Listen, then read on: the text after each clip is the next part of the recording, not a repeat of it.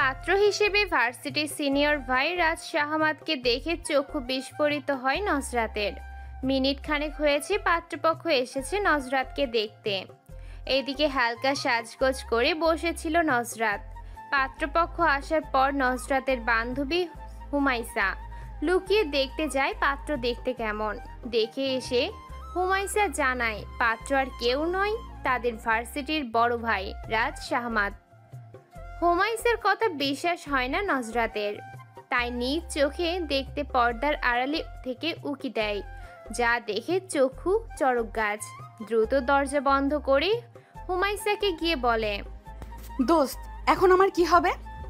আজকে তো আমার ইজ্জতের ফালুদা হয়ে যাবে। হুমাইসা হাসতে হাসতে বলল, তোর বদলে আমি না হয় পাত্রী হিসাবে যাই, কি বলিস? হুমাইসার কথাই সায় দিয়ে নজরাত বলল, দারুণ আইডিয়া, চল তোকে রেডি করে দেই। এই একদম না, ওটা তো আমি এমনিতেই মজা করে বলেছি। তুই সিরিয়াস নিয়ে নিবি কে জানে। শোন, ভয় পাস না, কিচ্ছু হবে না। কিন্তু নজরাত কিছুতেই যাবে না ওই দাম্ভিক অহংকার মানুষটার সামনে। সবচেয়ে বড় কথা, নজরাত রাজ শাহমাতের সামনে গেলেই তাকে চিনে ফেলবে, কারণ গতকাল ভার্সিটিতে রাজ শাহমাতের সাথে কথা বলতে গিয়েছিল নজরাত, কিন্তু রাজ শাহমাত তাকে পাত্তা দেয়নি। এরপর থেকে বান্ধবীদের সাথে লজ্জায় মুখ দেখাতে পারে না নজরাত। নজরাতকে তার বান্ধবীরা মিলে ডিয়ার দিয়েছিল তাদের ভার্সিটির বড় ভাই রাজ শাহমতের সাথে আলাপ করে বন্ধুত্ব করার। ভার্সিটির টিচার থেকে শুরু করে স্টুডেন্টদের কাছে খুবই পরিচিত একটা মুখ রাজ শাহমাত। রাজনীতিতে তার জুড়ি নেই, তাছাড়া খুব ব্রিলিয়ান্ট স্টুডেন্ট রাজ শাহমাত। স্কুলে থাকাকালীন প্রেমে ব্যর্থ হয়ে প্রতিজ্ঞা করেছে জীবনে আর কোনো দিন প্রেম নামক সম্পর্কে জড়াবে না, একেবারে বিয়ে করবে। তাই ভার্সিটির কোনো মেয়েদের পাত্তা দেয় না রাজ শাহমাত। এমনকি মেয়েদের সাথে কথা বলতেও ঘৃণাবোধ কাজ করে নিজের মধ্যে। কিন্তু নজরাত রাজ শাহমতের সম্পর্কে জানতো না, তাই তো বান্ধবীদের পাল্লায় পড়ে রাজ শাহমতের সাথে বন্ধুত্ব করতে যায়। নজরাতের বান্ধবীরা জানতো রাজ শাহমত কোনো মেয়েদের সাথে বন্ধুত্ব করে না, তাই ইচ্ছে করে এই ডিয়ার দেয়। যদিও হুমাইসা সাবধান করেছিল নজরাতকে, কিন্তু নজরাত শুনে নেয়। জেদ ধরে বন্ধুত্ব করে দেখিয়ে দিতে চেয়েছিল তার বান্ধবীদের। লম্বা দম নিয়ে এগিয়ে যায় রাজ শাহমতের কাছে, গিয়ে বলে, ভাইয়া। নজরাত আচমকা এসে কথা বলায় ব্রো কুচকে তাকায় রাজ শাহমাত। খানিকক্ষণ চুপ করে থেকে বলল, কি চাই? বন্ধুত্ব, আপনার সাথে বন্ধুত্ব করতে চাই ভাইয়া। রাজ শাহমাতের যখন মুচকি হাসি দিয়ে বলল, সরি। তারপর রোদ চশমা চোখে দিয়ে এক প্রকার ভাব দেখিয়ে বন্ধুদের নিয়ে ওই স্থান ত্যাগ করে। আশেপাশে যতক্ষণ দেখেছে সবাই হাসতে হাসতে গড়াগড়ি খেয়েছে। শেষে ভরা ক্যাম্পাসে অপমানিত হয়ে ফিরে আসে নজরাত। এরপর থেকে যখনই রাজ শাহমতের কথা মনে পড়ে তখনই গালমন্দ করতে ভুলে না নজরাত। যাই হোক, এখন রাজ শাহমাতের সামনে থেকে পালাবে কিভাবে তার উপায় খুঁজতে ব্যস্ত দুই বান্ধবী। তখনই নজরাতের নানু মনি এসে বলল, নজরাত পোলা তো চান্দের লাহান সুন্দর, আমার তো তোরে নিয়ে হিংসা হইতেছে। নজরাত আছে। নজরাতের জ্বালাই এর মধ্যে তিনি এসে রাজ শাহমতের গুণগান গাইতে শুরু করে দিয়েছেন, তাই নজরাত কিঞ্চিত রেগে বলল, বুড়ি, তোমার যেহেতু এত পছন্দ হয়েছে, তোমার ওই দাম্ভিক অহংকারী ছেলেকে বিয়ে করে নাও। নজরাতের নানু সন্দিহান দৃষ্টিতে তাকিয়ে বললেন, তুই কেমনে জানলি ওই ছেলের দাম্ভিক অহংকার আছে? সুন্দর ছেলেরা ওরকমই হয়। তাই আমি ঠিক করেছি কালো আর বেটে দেখে বিয়ে করব। তাহলে আমাকে রাজরানীর মতো করে রাখবে। যাই হোক বুড়ি, তুমি এখান থেকে এখন যাও। আমি রেডি হচ্ছি, দেখতে পাচ্ছ না? যাই, তুই ভালো কইরা সাইজা আয়। নানু চলে যাওয়ার পর হুমাইসা বলল, দোস্ত, একটা আইডিয়া পেয়েছি, বলবো? নজরাত দরজা বন্ধ করে এসে বলল, তাড়াতাড়ি বল। চল, তোকে ভারী মেকআপ করে দিই, তাহলে ওই ব্যাপারটা তোকে আর চিনতে পারবে না। তারপর হুমাইসা খুব ভারী মেকআপ করে দিল নজরাতের, যার দরুন আপন মানুষ ছাড়া একবার দুবার যারা নজরাতকে দেখেছে তারা চিনতেই পারবে না। এর মধ্যে অনেকবার তাদেরকে ডাকাডাকি করে গেছে নজরাতের মা তরিকা বেগম। তারপর যখন নজরাতকে পাত্রপক্ষের সামনে নিয়ে যেতে পাশের বাসার ঘটক কলি আন্টি রুমে আসেন, তখন নজরাতকে দেখে বললেন, এ কি, এত সাজ দিয়েছো কেন? এই কথা বলতেই হুমাইসা আর নজরাত ভয় পেয়ে যায়। এই মহিলা যদি এখন বলে যাও এমন সাজ চলবে না, মুখ ধুয়ে হালকা সেজে এসো, তখন কি হবে? তাই হুমাইসা চটপট বলে ওঠে, আন্টি, এই সাজ এখন ট্রেন্ডে আছে, তাই এইটাই ভালো হবে। মিসেস কলি আর ঘাটলেন না, বললেন, ঠিক আছে, তোমরা আজকালকার পোলাপান, তোমরাই ভালো বোঝো সাজগোজের, আমরা অত শত বুঝি না। তারা বারবার বলছিল এখনো মেয়ে নিয়ে যাচ্ছি না কেন, এখন চলো চলো, অনেক সময় হয়ে গেছে। দুই বান্ধবী হাত ছেড়ে বাঁচল যেন, তবুও মনের মধ্যে একটা ভয় রয়ে গেছে। পাত্রপক্ষের সামনে গিয়ে সালাম দেয় নজরাত। রাজ শাহমতের মা লিপি বেগম সালামের জবাব দিয়ে বললেন, বসো। নজরাত বসার পর রাজ শাহমতের বোন জিজ্ঞাসা করল, নাম কি তোমার? নজরাত জবাব দেয়, রূপকথা। আগে পরে কিছু নেই? নজরাতের বুক ধরফর করতে লাগলো ভয়ে, কাপা কাপা গলায় বলল, রূপকথা ইসলাম। মাশাআল্লাহ, সুন্দর নাম তোমার। পাত্রে দেখতে রাজ শাহমত, তার মা, খালা আর বড় বোন এসেছেন। রাজ শাহমতের খোলা বোনদের মধ্যে বয়োজ্যেষ্ঠ, অনেকটা সেকেলের মানুষদের মতো।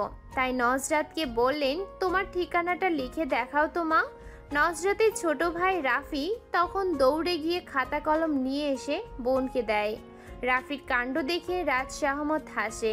রাফিকে নিজের পাশে বসিয়ে নাম আর কোন ক্লাসে পড়াশোনা করে এসব জিজ্ঞাসা করে। এদিকে নজরাত ঠিকানা লিখতে গিয়ে কলম ভেঙে যাওয়ার অবস্থা, মনে হচ্ছে এই প্রথম সে লিখতে বসেছে। হাত কাঁপছে তার।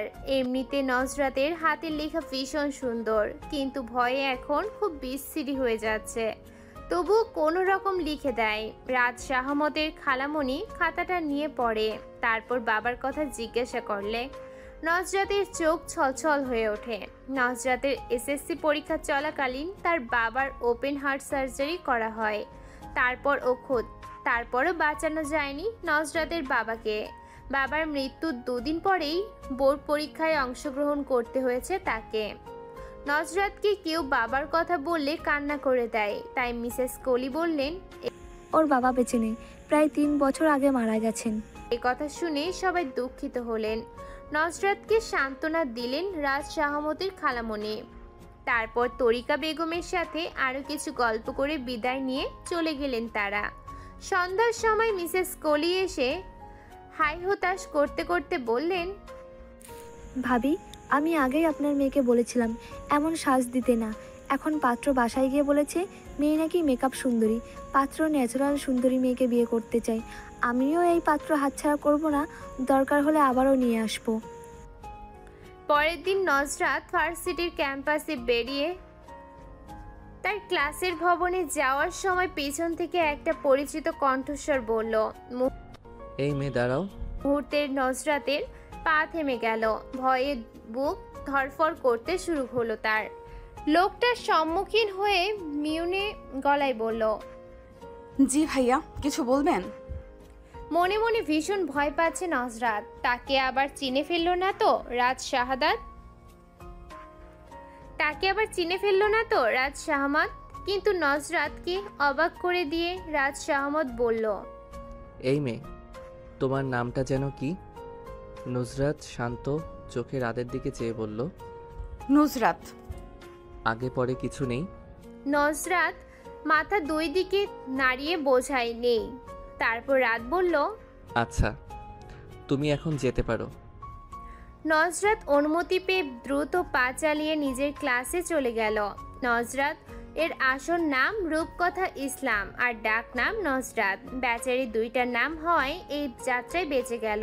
নজরাত চলে যাওয়ার পর রাত এর বন্ধু রিয়াদ খোঁচা দিয়ে বলল, কি রে দোস্ত, ব্যাপার কি? রাত ক্যান্টিনে যেতে যেতে বলল। কোনো ব্যাপার না। ক্যান্টিনে এসে রাত ক্যান্টিনের মামাকে দুটো করে সিঙ্গারা আর দুটো সমুচা দিতে বলল দুজনকে। তারপর মায়ের ফোন আসলে রিসিভ করে। ওপাশ থেকে মায়ের কথায় কিছুটা রেগে যায় রাত। শেষে বলে, তোমাদের যা ইচ্ছা তাই করো, আমি এসবের মধ্যে নেই। এই বলে কল কেটে দেয়। এর মধ্যে তাদের নাস্তা চলে আসে। নাস্তা খেতে খেতে রিয়াদ বলল, তুই তো আন্টির সাথে কখনো এইভাবে কথা বলিস না, তাহলে আজকে কি হলো তোর?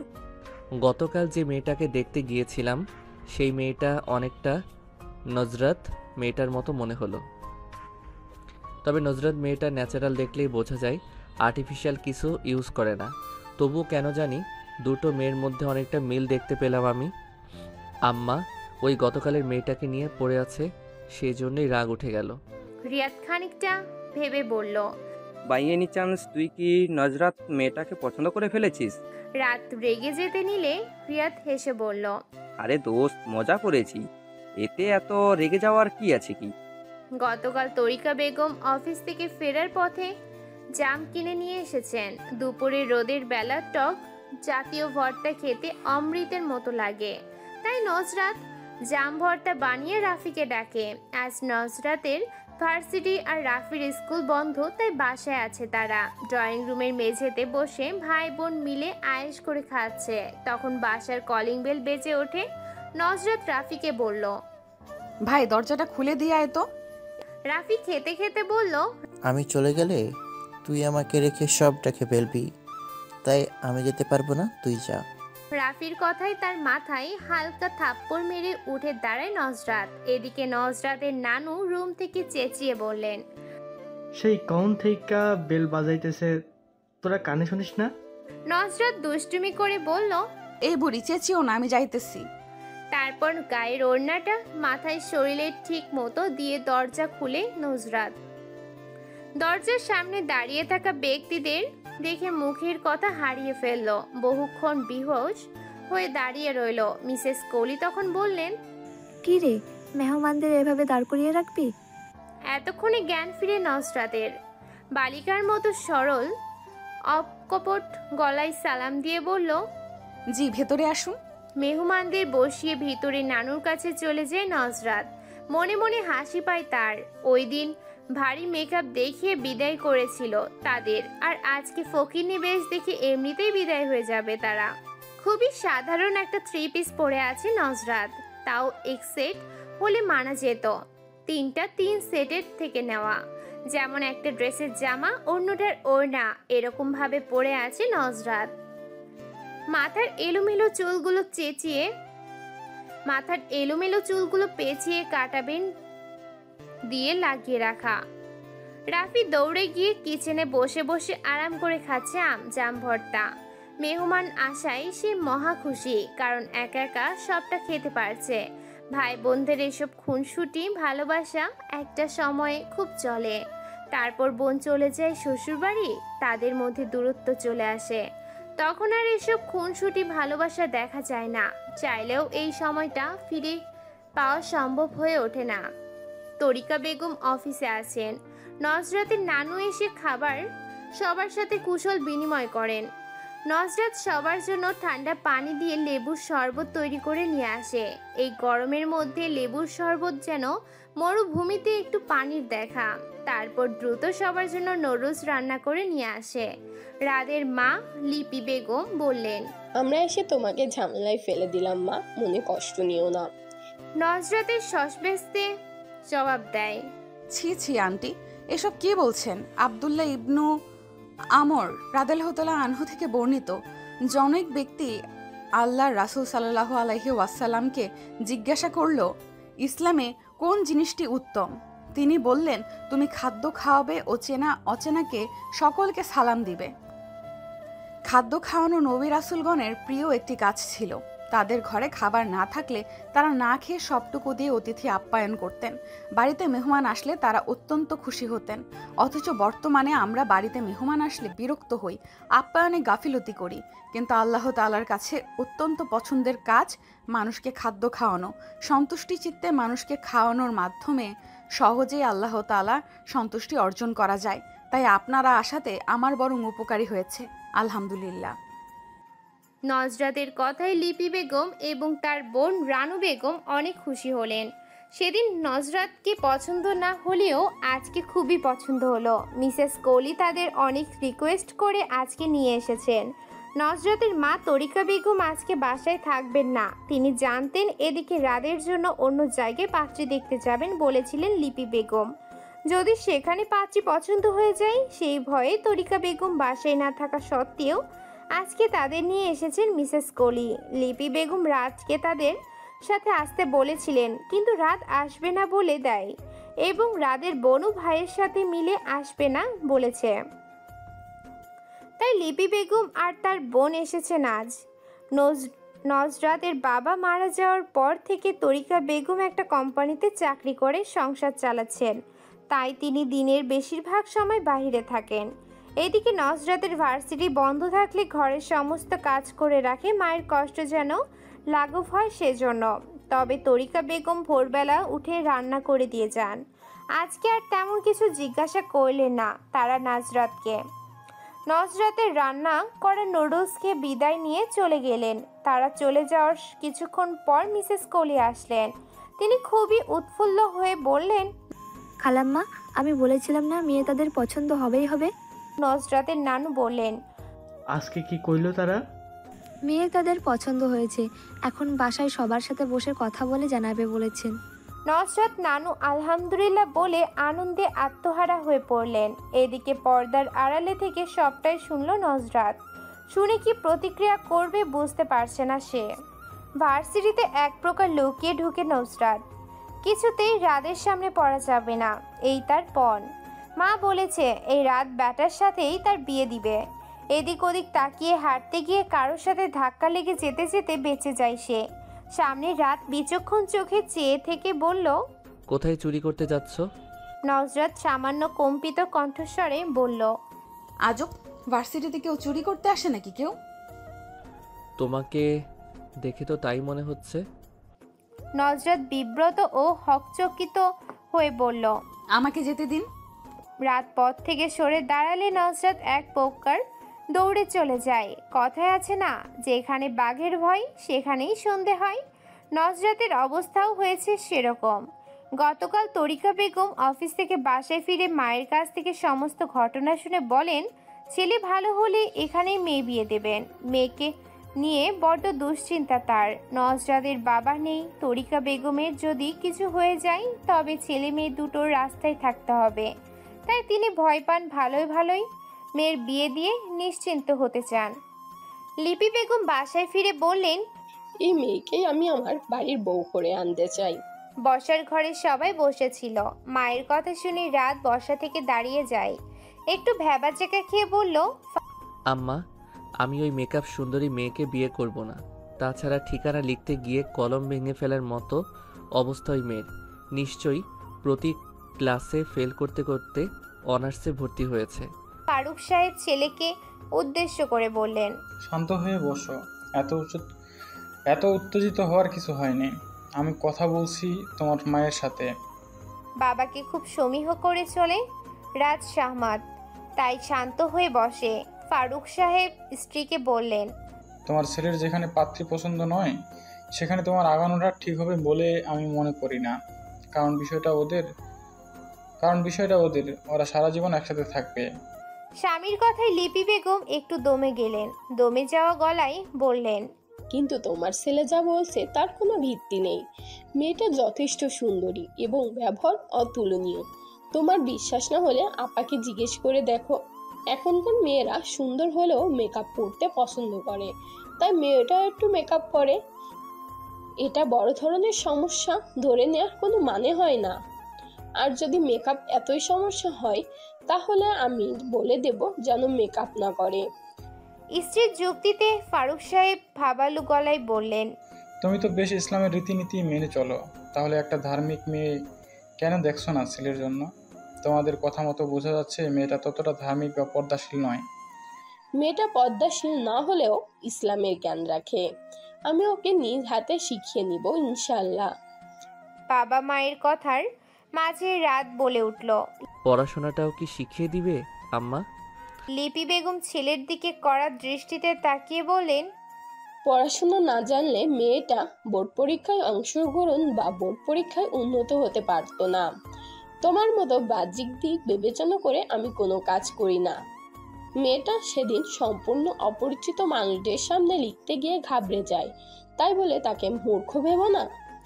গতকাল ওদের বাসায় গিয়েছিলাম, ওর মা ছিল না, অথচ কি সুন্দর মেয়েটা আমাদের আপ্যায়ন করলো।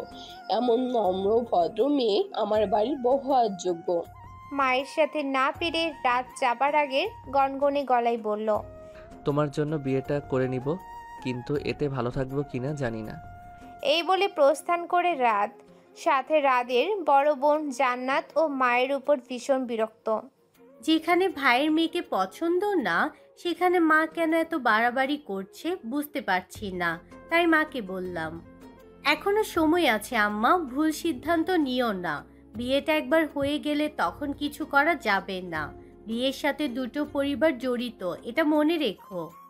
জান্নাত চলে যাওয়ার পর ফারুক সাহেব নির্বিকার মুখে বললেন, আমার ইচ্ছে ছিল বোনের এতিম মেয়েটাকে বউ করে আনবো, তোমার কারণে পারছি না।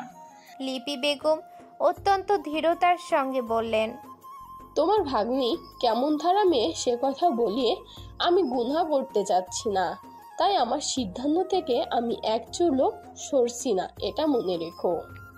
ফারুক সাহেব দীর্ঘশ্বাস ফেলে উঠে দাঁড়ালেন। যাওয়ার সময় বলে গেলেন, সে আমি খুব ভালো জানি। সবাই চলে যাওয়ার পর লিপি বেগম নীরবে বসে রইলেন। নজরাতের কথা ভাবতে লাগলেন। মেয়েটাকে তার কোন দিক দিয়ে খারাপ বলে মনে হলো না, তবুও পরিবারের বিরুদ্ধে গিয়ে বিয়েতে আগাতে একটু দ্বিধা কাজ করছে। ভার্সিটির দোতলার রেলিং ধরে ঝুঁকে দাঁড়িয়ে আছে রাত। পাশে তাসনুফা এসে দাঁড়ায়। রাত টের পেয়েও কিছু বলে না, তার মন বিষণ্ণতায় ঘিরে আছে।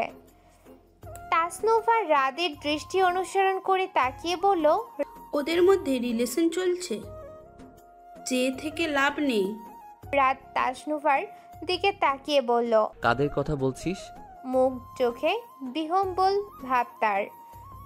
তাসনুফা ইশারা করে বলল, ওই যে মেয়েটার দিকে তাকিয়ে আছিস তার কথা বলছি, সামনে যে ছেলেটা ওর সাথে রিলেশনে আছে। তাসনুফার কথায় রাত ক্যাম্পাসের বটগাছটার দিকে নজর দিল। ওখানে নজরাত মেয়েটা একটা ছেলের সাথে কথা বলছে। ওদের কথাই বলল তাসনুফা, অথচ রাত তাদের এতক্ষণ খেয়ালই করেনি। অনেক সময় আমরা একটা দিকে তাকিয়ে থাকি ঠিকই, কিন্তু মনে নানা রকম চিন্তা ভাবনা চলতে থাকে, অথচ যেদিকে আমরা তাকিয়ে আছি সেদিক নিয়ে আমাদের কোনো ভাবনা চিন্তা কিছুই থাকে না। এটাকে অনেকে ধ্যানে মগ্ন বলে। তাই তাসনুফা ভেবেছিল রাত নজরাতের দিকে তাকিয়ে আছে, যাদের রাদের সহপাঠী তাসনুফা একদিন প্রেমের প্রস্তাব দিয়েছিল রাতকে। রাত সে প্রস্তাব ফিরিয়ে দেয়। এরপর থেকে নজরে রাখে রাত কোনো মেয়ের সাথে রিলেশনে যায় কিনা দেখার জন্য, এবং কি তাদের মাঝে ফাটল ধরানোর সিদ্ধান্ত নিয়ে রাখে। সে চায় না ভার্সিটির কোনো মেয়ে রাতকে নিজের করে পাক। তো কয়েকবার দেখলো রাত নজরাত মেয়েটার সাথে কথা বলতে, অথচ রাত অন্য কোনো মেয়েদের সাথে কথা বলে না। তাই সন্দেহ করে রাত নজরাতকে পছন্দ করে, আর তাই রাতের কাছে নজরাতকে খারাপ সাজাতে বলল। নজরাত যেই ছেলেটার সাথে কথা বলছে সেই ছেলেটি নজরাতের বয়ফ্রেন্ড। একেই তো মুড অফ, তার উপর তাসনুফার এসব আজে বাজে কথা। মেজাজটা চওড়া হয়ে উঠল রাদের, তাই মুখটা একটু গম্ভীর করে বলল, ওই মেয়ের ব্যাপারে জানতে চেয়েছি আমি। তাসনুফা অস্পষ্ট স্বরে বলল, এমনিতেই বললাম আর কি। তারপর চোরা চোখে রাদের দিকে তাকায়। রাত বিরক্ত হয়ে আর কিছু না বলে চলে যায় এখান থেকে। তাজনুফার রাদের কোনো ভাবান্তর বুঝতে পারল না। তার যাওয়ার পানে তাকিয়ে থাকে কিছুক্ষণ। ফারুক সাহেবের 2 ছেলে এবং 2 মেয়ে। প্রায় 1 বছর হতে চলল বড় ছেলে পরিবার না জানিয়ে বিয়ে করে নিয়েছে। তাই লিপি বেগম বড় ছেলের জন্য এই বাড়ির দরজা বন্ধ করে দিয়েছেন। আর বড় মেয়ের বিয়ে হয়েছে, সাথে একটা প্রাইভেট কলেজে শিক্ষকতা করছে।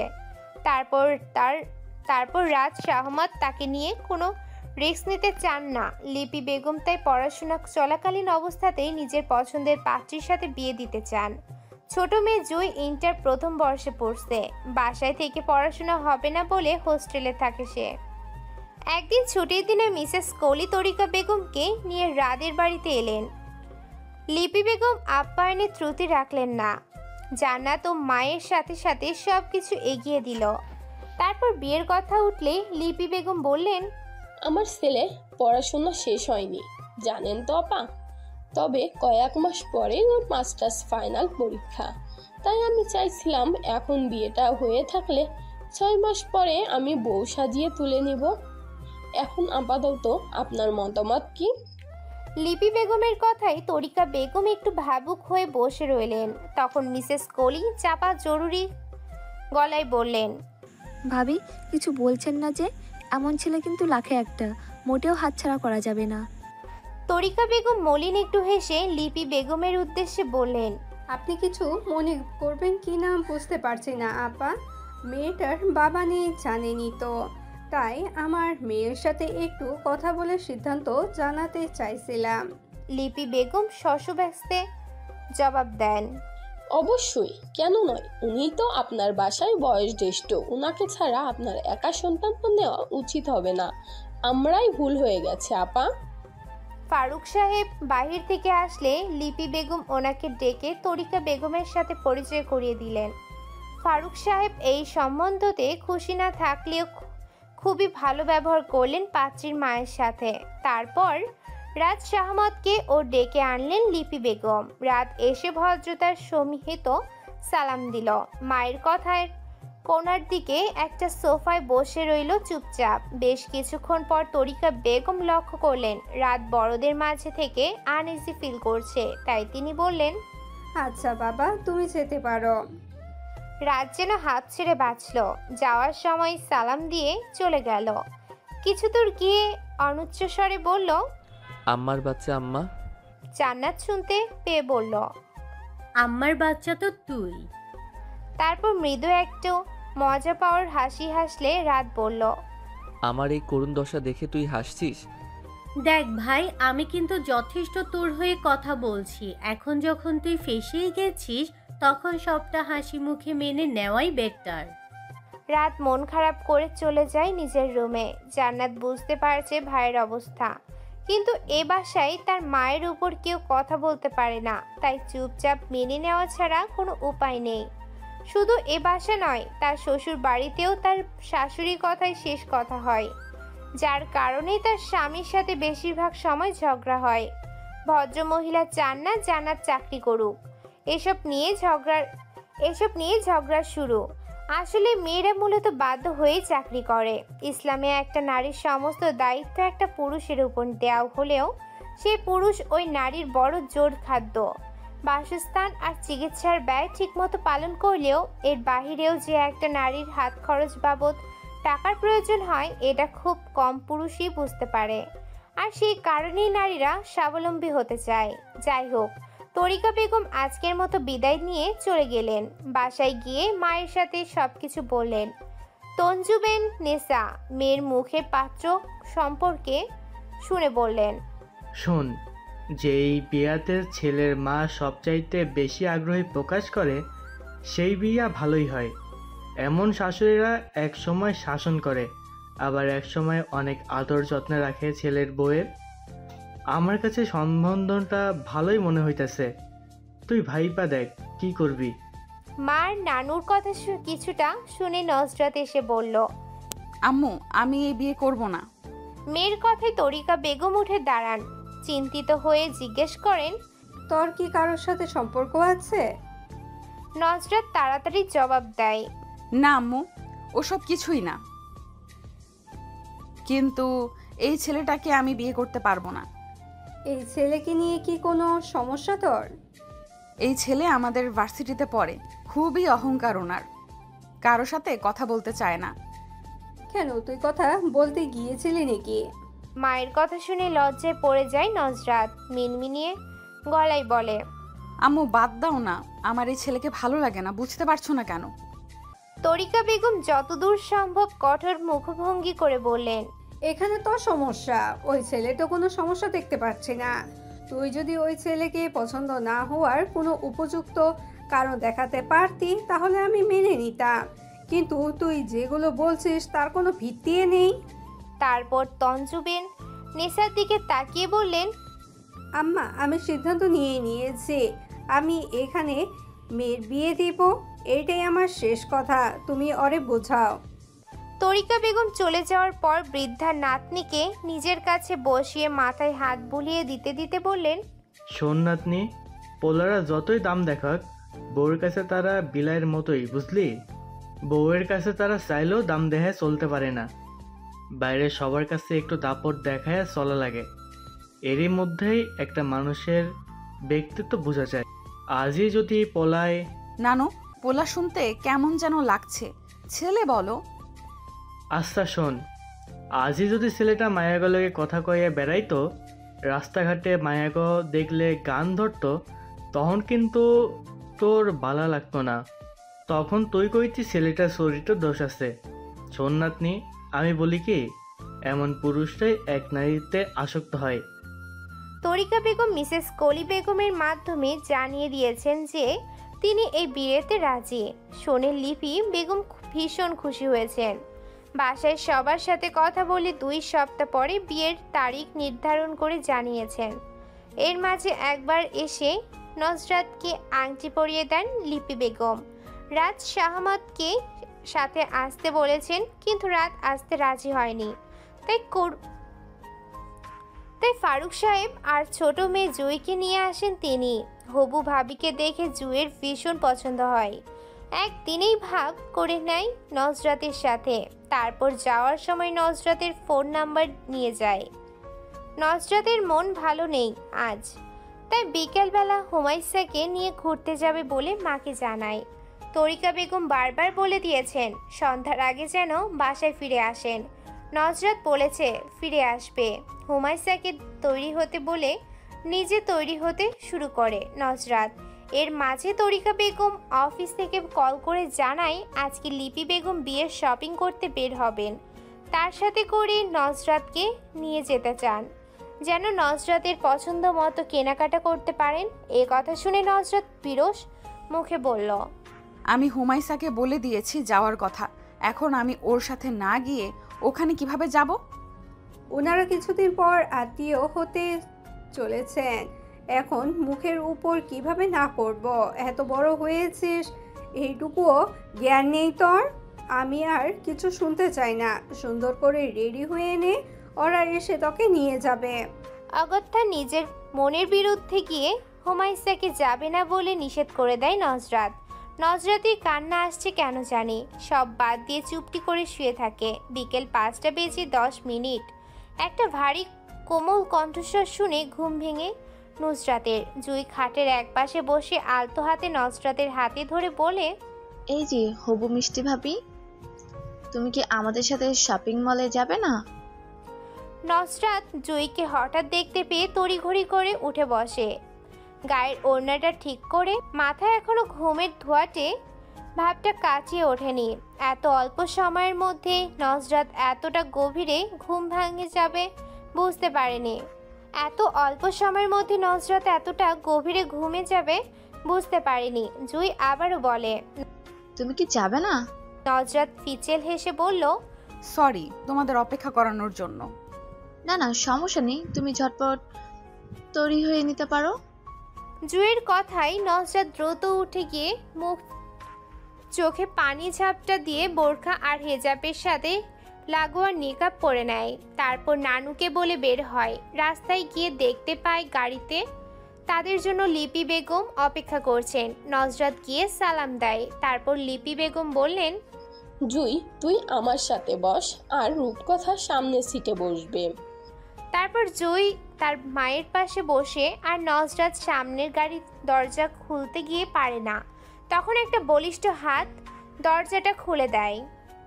তখন নজরাত দেখতে পায় সামনে ড্রাইভিং সিটে রাত বসে আছে। রাতকে দেখতে পেয়ে একটা বড়সড় ধাক্কা খায় নজরাত।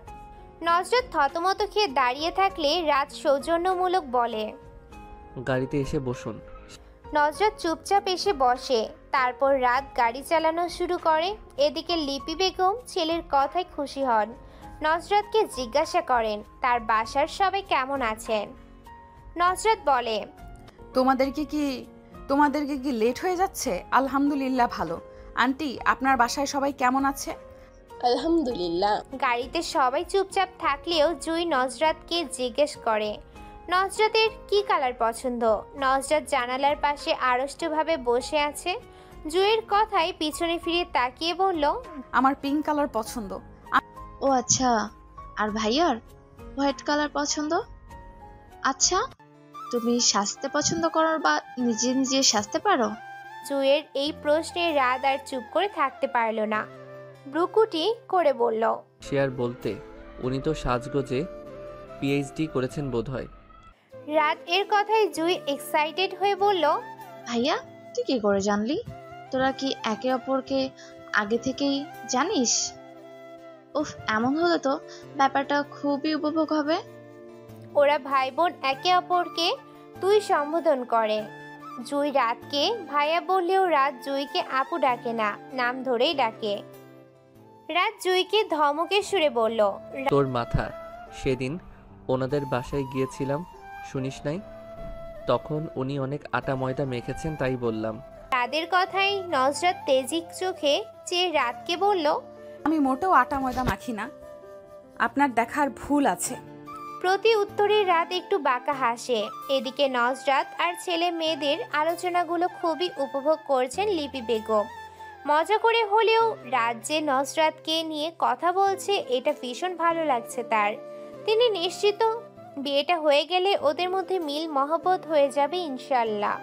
জুই আবারও জিজ্ঞাসা করে নজরাত কোন ড্রেস বেশি পছন্দ করে, শাড়ি, থ্রি পিস নাকি ওয়েস্টার্ন। নজরাত বলে, থ্রি পিসে বেশি কমফোর্ট ফিল করি।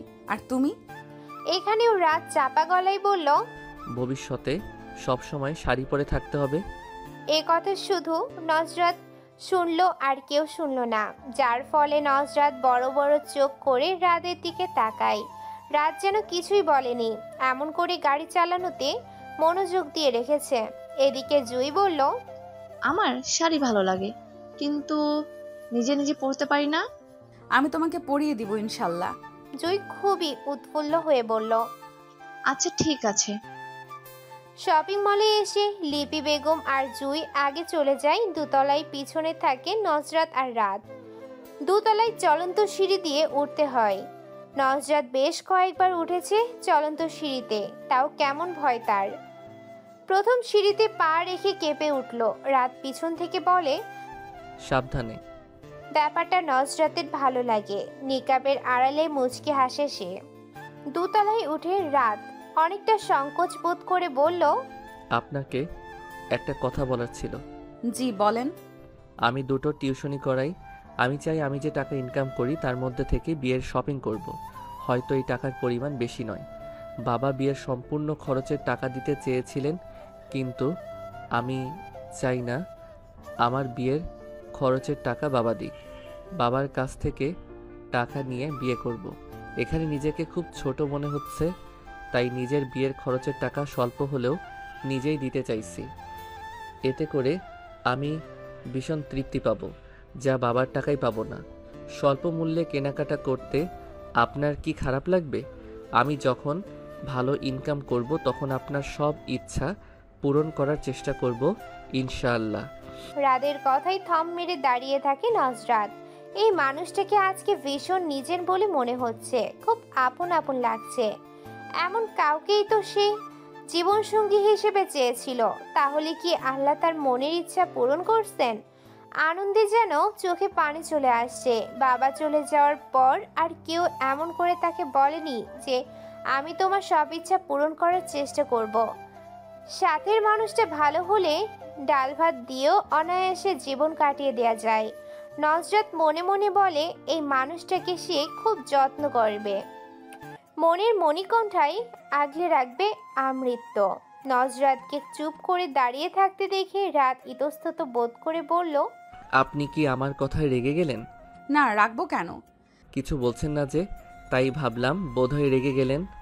আপনার সিদ্ধান্তের সাথে আমি একমত। আজকে তাহলে আপনার পছন্দের সব কিছু কেনা হোক।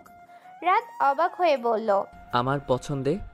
জি, আজকে আপনি আমার জন্য যাই পছন্দ করবেন তাই আমি আনন্দে গ্রহণ করব ইনশাল্লাহ। তারপর রাত মুচকি হেসে বলল, আচ্ছা চলুন তাহলে। প্রথমে তারা শাড়ির দোকানে যায়। ওখানে লিপি বেগম আর জুই অপেক্ষা করছে তাদের জন্য। দোকানে বিয়ের অনেক শাড়ি বের করলেন। তারা তিনজন মিলে দেখছে। রাত তখন হাত ভাঁজ করে একপাশে দেয়ালের সাথে হেলান দিয়ে দাঁড়িয়ে আছে। লিপি বেগম বারবার নজরাতকে জিজ্ঞাসা করে এটা পছন্দ হয়, ওটা পছন্দ হয়। তখন নজরাত রাতের দিকে তাকায়। রাত মাথা নেড়ে না বললে নজরাতও না বলে। এক সময় লিপি বেগম বুঝতে পেরে উঠে গিয়ে ছেলেকে টেনে এনে টুলে বসিয়ে দেন। তারপর বলেন, তোর যখন আমাদেরগুলো পছন্দ হয় না তখন নিজেই দেখেন বইয়ের জন্য পছন্দ কর।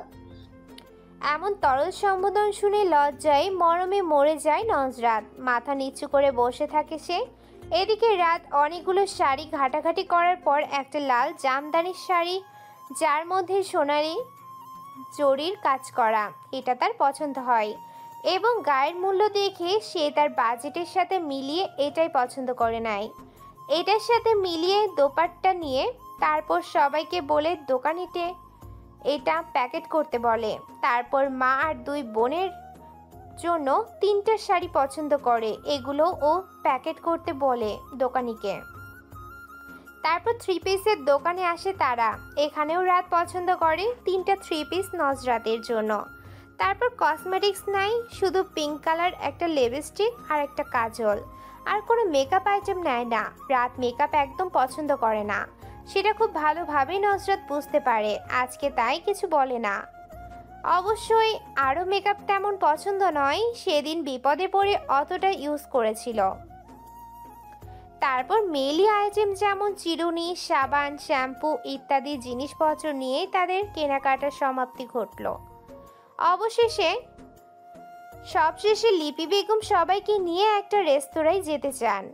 রেস্তোরাঁর কথা শুনে নজরাত ভয় পেয়ে যায়। রেস্তোরাঁয় খেতে গেলে অবশ্যই তাকে নিকাব উন্মুক্ত করতে হবে। আজকের এই সুন্দর দিনটাতে কিছুতেই সে রাতের মুখোমুখি হতে চাইছে না। যদি রাত কোনো সিক্রেট করে তাই ভয় পাচ্ছে সে। লিপি বেগমকে বুঝিয়ে বলে, অনেক রাত হয়ে গেছে আন্টি, আজকে বাসায় যাওয়া উচিত। সবাই দুশ্চিন্তা করবে, আমাকে মাফ করুন আন্টি। তারপর রাত বলল, তাহলে খাবার পার্সেল করে দিতে বলবো। লিপি বেগম সায় দিয়ে বললেন, হ্যাঁ তাই ভালো হবে। তারপর একটা রেস্তোরাঁয় গিয়ে 2 বাড়ির জন্য কাচ্চি বিরিয়ানি পার্সেল করে দিতে বলে রাত। নজরাত তখন জানতো না যে তার বাসার জন্য খাবার পার্সেল করা হয়েছে। যখন নজরাত এর বাসার কাছে আসে তখন নজরাত সবাইকে বলে তাদের বাসায় যাওয়ার কথা, কিন্তু লিপি বেগম বললেন, আজ নয়, অনেক রাত হয়ে যাচ্ছে। তারপর নজরাত রাতকে ছোট্ট করে বলে, আসছি। রাত গাড়ি থেকে নেমে খাবারের পার্সেল নজরাতকে নিতে বললে নজরাত অবাক হয়ে বলল, এসব কেন? আপনি তো কিছু খেলেন না, সেজন্য পার্সেল করে দিতে বলেছি, নিন ধরুন। নজরাত আর না করতে পারল না, পার্সেলগুলো হাতে নিল। তারপর সালাম দিয়ে বাসায় চলে যায়। আজকে শুক্রবার, একটা ভালো দিন। নজরাত আর রাত এর শুভ বিবাহ। গতকাল হুমাইসা নজরাত এর 2 হাত ভর্তি করে মেহেদি দিয়ে দিয়েছেন। মেয়েটা খুব সুন্দর ডিজাইন করতে পারে। সকাল 10:17 নজরাত মাত্র ঘুম থেকে উঠে হাতে মেহেদিগুলো দেখছে। বাড়ির সবাই রান্নাবান্নার কাজে ব্যস্ত। খুব ছোট করে বিয়েটা হয়ে থাকবে, তাও বিয়ে বলে কথা, কাজ তো থাকবেই। নজরাতকে কেউ বিরক্ত করেনি, তাই সে আরামে ঘুমিয়েছে। হুমাইসা ও তরিকা বেগমের হাতে হাতে সব কাজ করে দিচ্ছে। গতকাল হুমাইসাকে তার পরিবারকে বলে নিয়ে এসেছে নজরাত। বিয়েতে বান্ধবী পাশে থাকলে খুব ভরসা পাওয়া যায়। হুমায়সাও ভীষণ আনন্দিত। বান্ধবীর বিয়ে বলে কথা, কজনের ভাগ্যই বা বান্ধবীর বিয়েতে উপস্থিত থাকতে পারার। সে থাকতে পারছে, আলহামদুলিল্লাহ। নজরাত বসে বসে রাতের কথা ভাবছে। সেদিনের পর থেকে রাতকে ভীষণ ভালো লেগে গেছে তার। লোকটা বাহিরের মানুষের সাথে দাম্ভিক হলেও পারিবারিক সাথে ভীষণ মিশুক। পরিবারকে গুরুত্ব দেওয়া ছেলেগুলো সবচেয়ে ভালো হয়। ওই দিন বাসায় আসার পর রাফি বোনের হাতে খাবারের পার্সেল দেখে খুশিতে লাফিয়ে ওঠে। যা দেখে রাতকে ধন্যবাদ দিতে ইচ্ছে হয় নজরাতের। তার পরিবারের কথা চিন্তা করেছে রাত, এটা ভাবলেই বুকটা প্রশান্তিতে ভরে যায়। তঞ্জুবেন নেসা সেদিন নজরাতকে খোঁচা দিয়ে বললেন, কি নাতনি, নাচ জামাইকে কেমন বুঝলি? নজরাত লজ্জায় সেদিন কোনো উত্তর দিতে পারেনি, শুধু একগাল হেসে সেখান থেকে দৌড়ে চলে যায়। মেয়ের খুশি দেখে তরিকা বেগম স্বস্তির শ্বাস ফেলেন। আল্লাহ তাআলার কাছে শুকরিয়া আদায় করেন। ওই দিনটা বারবার মনে পড়ে নজরাতের। মনে করে আনমনে হাসে সে। হুমায়সা আকস্মিকতা এসে বলল, কিরে, বিয়ের কোণে একা একা হাসছিস কেন? দুলাভাইকে নিয়ে ভাবছিস বুঝি? নজরাত লজ্জায় লাল হয়ে যায়। তারপর যা বলে বাথরুমে দৌড় দেয়। দুপুরে জোহরের পর বরপক্ষের আগমন ঘটে। বইয়ের জন্য আনা জিনিসপত্র মিসেস কলি বেগম তঞ্জুবেন নেসার হাতে তুলে দেন। সবকিছু খুলে দেখে সবাই। তারপর হুমায়সা নজরাতকে সাজানো শুরু করে। লিপি বেগম নিজের থেকে কিছু গহনা ছোট ছেলের বইয়ের জন্য নিয়ে এসেছেন। আজকে ছেলের সামর্থ্য নেই, কিন্তু একদিন হবে ইনশাল্লাহ। ততদিন কি নতুন বউ খালি থাকবে? কখনো না। তাই লিপি বেগম নিজের থেকে কানের দুল আর গলার কণ্ঠহার দিয়েছেন, আর নাকের ফুলের টাকা রাত দিয়েছে। হাতে আপাতত গোল্ড প্লেট পরলেই হবে। আল্লাহ তাআলা কোনোদিন রাদের দেওয়ার তৌফিক দান করলে তখন কিনে দিবেন না। আজকেও ভারী মেকআপ করে দিল নজরাতকে। বিয়ের দিন ভারী মেকআপে বিয়ের সাজ ফুটে ওঠে। আজকে কেউ কিছু বলবে না। এই একটা দিনই তো মেয়েরা মন ভরে সাজে। লাল জামদানি, দোপাট্টা, গহনা, মেকআপ সবকিছু মিলিয়ে ভীষণ সুন্দর লাগছে নজরাতকে। তার থেকে চোখ ফেরানো দায়। সাজানো শেষে দুই বান্ধবী কিছু ছবি তুলে নেয় স্মৃতি ধরে রাখতে। তারপর জান্নাত, যারা, জুই ও কিছু তুলে ছবি তোলা শেষে জুই রাদের কাছে ফোন দেখিয়ে বলল, ভাইয়া দেখ ভাবিকে কি কিউট লাগছে, মাশাআল্লাহ। রাত বেশ কিছুক্ষণ তাকিয়ে রইল, কিন্তু মুখে কিছু বলল না। খাওয়া দাওয়া শেষ করে বিয়ে শুরু করা হয়। প্রথমে রাদের মুখে কবুল পড়িয়ে কাবিননামাতে সাইন করতে দেওয়া হলো। রাত সাইন করার পর নজরাতকে কবুল বলতে বলা হলে তার মুখ দিয়ে যেন শব্দটা বের হচ্ছে না এই মুহূর্তে। মনে হয় শব্দটা বুঝি অনেক কঠিন। এদিকে সবাই বলতে বলছে। হুমায়সা পাশে থেকে বলছে, বান্ধবী বলে দিই সবাই অপেক্ষা করছে। তারপর অনেক কষ্টের শব্দটা উচ্চারণ করে সে যে বিয়ে করেছে সেই জানে তখন কতটা কঠিন মনে হয় এই ছোট্ট শব্দটা। তারপর সাইন করতে গিয়ে রাদের সাইন দেখতে পাই। সেদিকে কিছুক্ষণ তাকিয়ে থেকে কাঁপা কাঁপা হাতে কলমে নিজেকে সম্পূর্ণ লিখে দেয় তার স্বামী নামক মানুষটার নামে। তারপর দুজনকে একসাথে বসিয়ে একে অপরকে মিষ্টি খাইয়ে দিতে বলা হয়। প্রথমে রাত নুসরাতের মুখে মিষ্টি তুলে দিল, তারপর নজরাতের দিল। আশেপাশে পরিচিত মানুষরা বিয়ে দেখতে এসেছিল, তারা মিষ্টি মুখ করে যারা পান খায় তারা পান খেয়ে পরে সন্ধ্যা হয়ে যাচ্ছে বলে বাসায় চলে যায়। তাছাড়া যে কজন বিয়ের নিমন্ত্রণে আসে তারাও চলে যায়। শেষে নজরাত আর রাতকে রেখে বাসার লোকজনও রুমে ছেড়ে বেরিয়ে যায়। রুমে বসে থাকে নব দম্পতি। নীরবতা কাটিয়ে রাত প্রথমে বলে, আপনাকে কিন্তু ভীষণ সুন্দর লাগছে আজ। সদ্য স্বামীর মুখে নিজের প্রশংসা শুনে লজ্জায় মরমে মরে যায় নজরাত। লজ্জায় মাথা তুলে তাকাতে পারে না সে। নজরাতকে চুপ থাকতে দেখে রাত বলে, আমাকে দেখে বললেন না তো কেমন লাগছে? অবশ্য আমাকে দেখে সব মেয়েরাই বলে আমি সুদর্শন পুরুষ। রাদের মুখে এ কথা শুনে কটমট দৃষ্টিতে তার দিকে তাকায় নজরাত, যা দেখে ভীষণ মজা পায় রাত। তারপর হাসি থামিয়ে বলে, আচ্ছা আপনি তো আমার ছোট, আমি তুমি করে বলি কেমন? জি আচ্ছা। আচ্ছা তাহলে আজকে চলে যাচ্ছি, ভালো থেকো।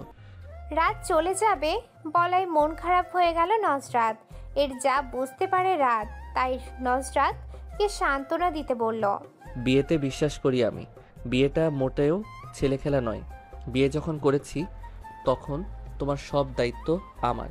আমি চেষ্টা করব আমার দায়িত্ব পালন করার, ইনশাআল্লাহ। তোমার মোহরানার টাকা পরিশোধ করে তবেই আমি তোমাকে সম্পূর্ণ আমার করে নিব, ইনশাআল্লাহ। মন খারাপ করো না, খুব শীঘ্রই দেখা হবে আমাদের, ইনশাআল্লাহ। তারপর রাত উঠে চলে যেতে গিয়েও ফিরে এসে বলল, আমাদের একটা ছবি তুলে রাখা উচিত, তাই না? এই দিনটা তো কখনো ফিরে আসবে না। তারপর সেলফি তুলে আল্লাহ হাফেজ বলে বেরিয়ে যায় রাত। বসার ঘরে গিয়ে বাবাকে বলে, বাবা, রাত বেড়ে যাচ্ছে, আমাদের যাওয়া উচিত। জান্নাত রাদের পাশে বসে চাপা গলায় বলল, তুই চলে গেলে রূপকথার মন খারাপ হবে না? তুই না হয় আজকে থাক এখানে। রাত না বুঝার ভান করে বলল, মন খারাপের কি আছে? আছে অনেক কিছু, তুই বুঝবি না। রাত মোহরানার টাকা পরিশোধ করে তবে স্ত্রীকে স্পর্শ করার কথা ভেবেছে, কিন্তু রাদের মনের কথা কেউ জানে না।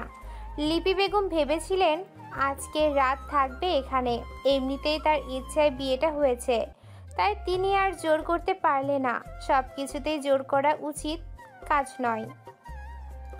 তরিকা বেগমকে বললেন, আপা কিছু মনে করিয়েন না, আসলে একবারে বউকে সময় হলে তুলে নিয়ে যেতাম। সম্পূর্ণ কথা শেষ করার আগেই তরিকা বেগম বললেন, আমি কিছু মনে করছি না আপা, বিয়ে হয়েছে, এখন ওরা যেটা ভালো মনে করে সেটাই হবে। আমাদের এখানে হস্তক্ষেপ করাটা ঠিক না। হ্যাঁ অবশ্যই। আচ্ছা আজকে তাহলে আমরা বিদায় নিচ্ছি। আচ্ছা, আবার সবাইকে নিয়ে আসবেন ইনশাআল্লাহ।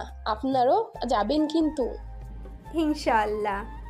তারপর সবাই নজরাত এর সাথে কথা বলে বিদায় নিয়ে চলে যায়। নজরাত একা ঘরে স্তব্ধ হয়ে বসে থাকে। কেমন যেন সব ফাঁকা ফাঁকা লাগছে তার, যেন কিছু হারিয়ে গেছে।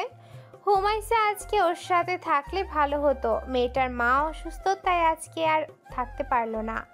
ঘণ্টাখানিক পর তরিকা বেগম মেয়ের খোঁজ নিতে সময় পান। এত সময় ঘর গোছাতে ব্যস্ত ছিলেন।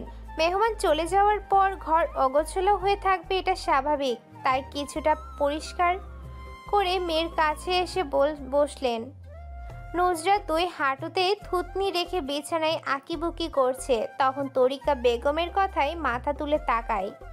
কি রে মা, মন খারাপ লাগছে? কই না তো। তাহলে এভাবে বসে আছিস কেন?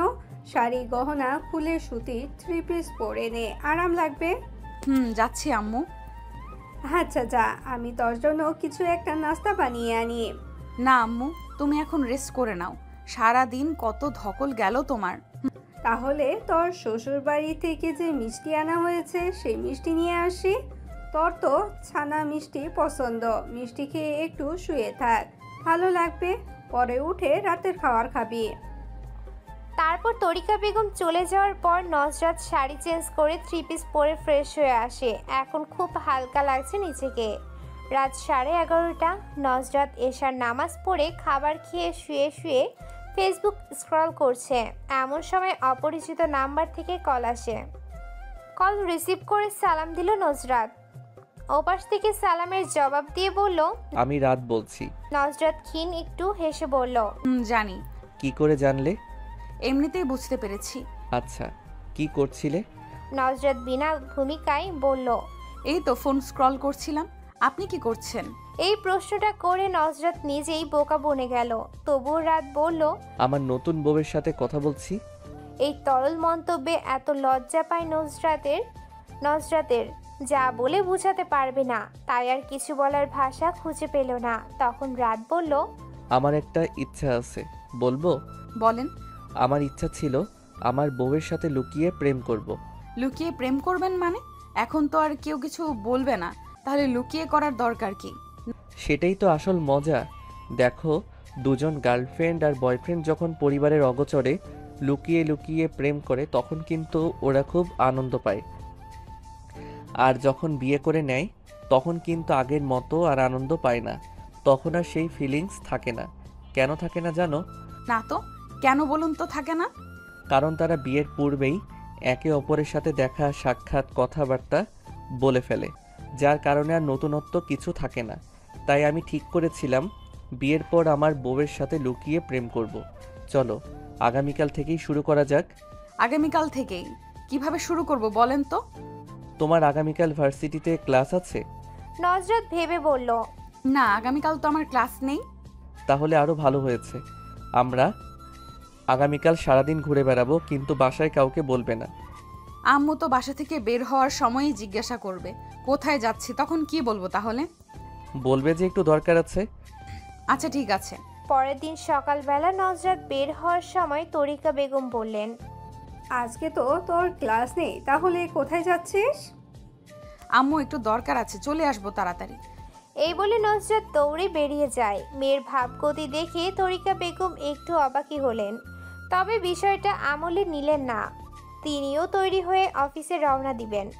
নজরাত বাসা থেকে বেরিয়ে আসার পর দেখতে পায় রাত বাইক নিয়ে তার জন্য অপেক্ষা করছে। নজরাত কাছে এসে সালাম দিয়ে বলল, তাড়াতাড়ি চলুন আম্মু, এক্ষুনি অফিসে যাওয়ার জন্য বের হবে। রাত সালামের জবাব দিয়ে বলল, বুঝলাম না ব্যাপারটা, মনে হচ্ছে আমি তোমার জন্য এখানে বসে অপেক্ষা করছি। কি সব বলছো তুমি? আরে আমি আপনার বউ, এখন কথা না বাড়িয়ে চলুন তাড়াতাড়ি। রাত আর কথা না বাড়িয়ে বলল, উঠে বসো। তারপর রাত বাইক নিয়ে অনেক দূর চলে আসে।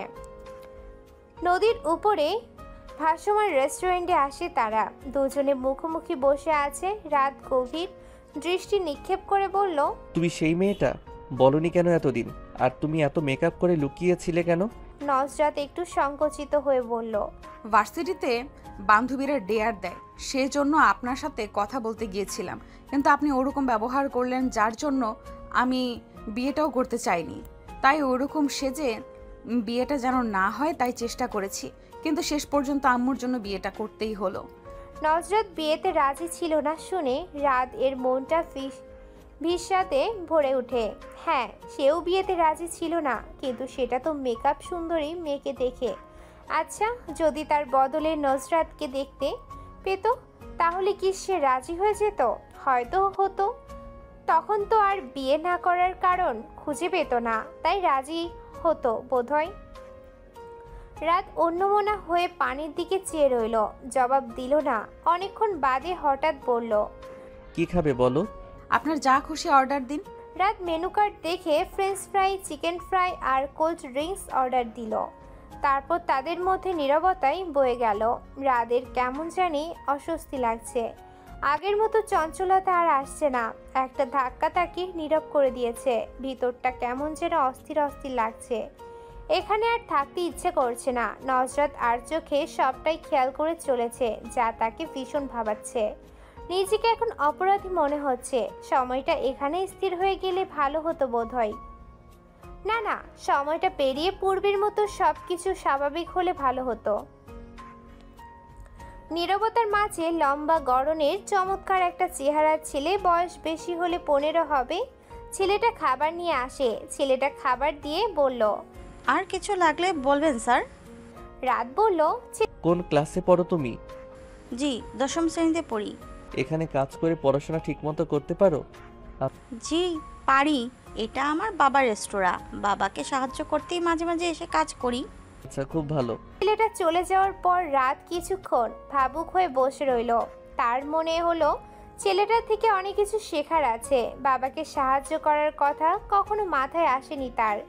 যদিও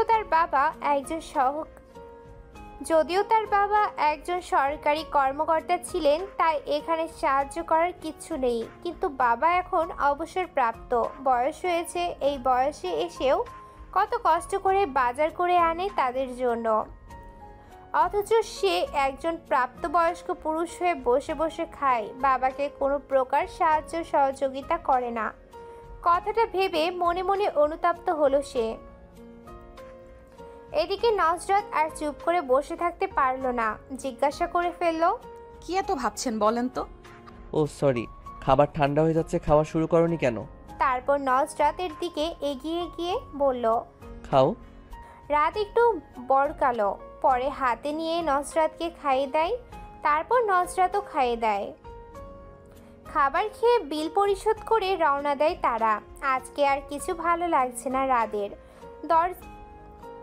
নজরাতকে বাসায় নামিয়ে সেও তার বাসায় চলে আসে। নজরাত বাসায় ঢুকলে তঞ্জুবেন নেসা জিজ্ঞেস করেন, কি নাতনি, বরের লগে ঘুরতে গেছিলে বুঝি? নজরাত অবাক হয়ে বলে, হাতে তুলে খাইয়ে দিতে হয়। এই বুড়ি, তুমি কিভাবে জানলে?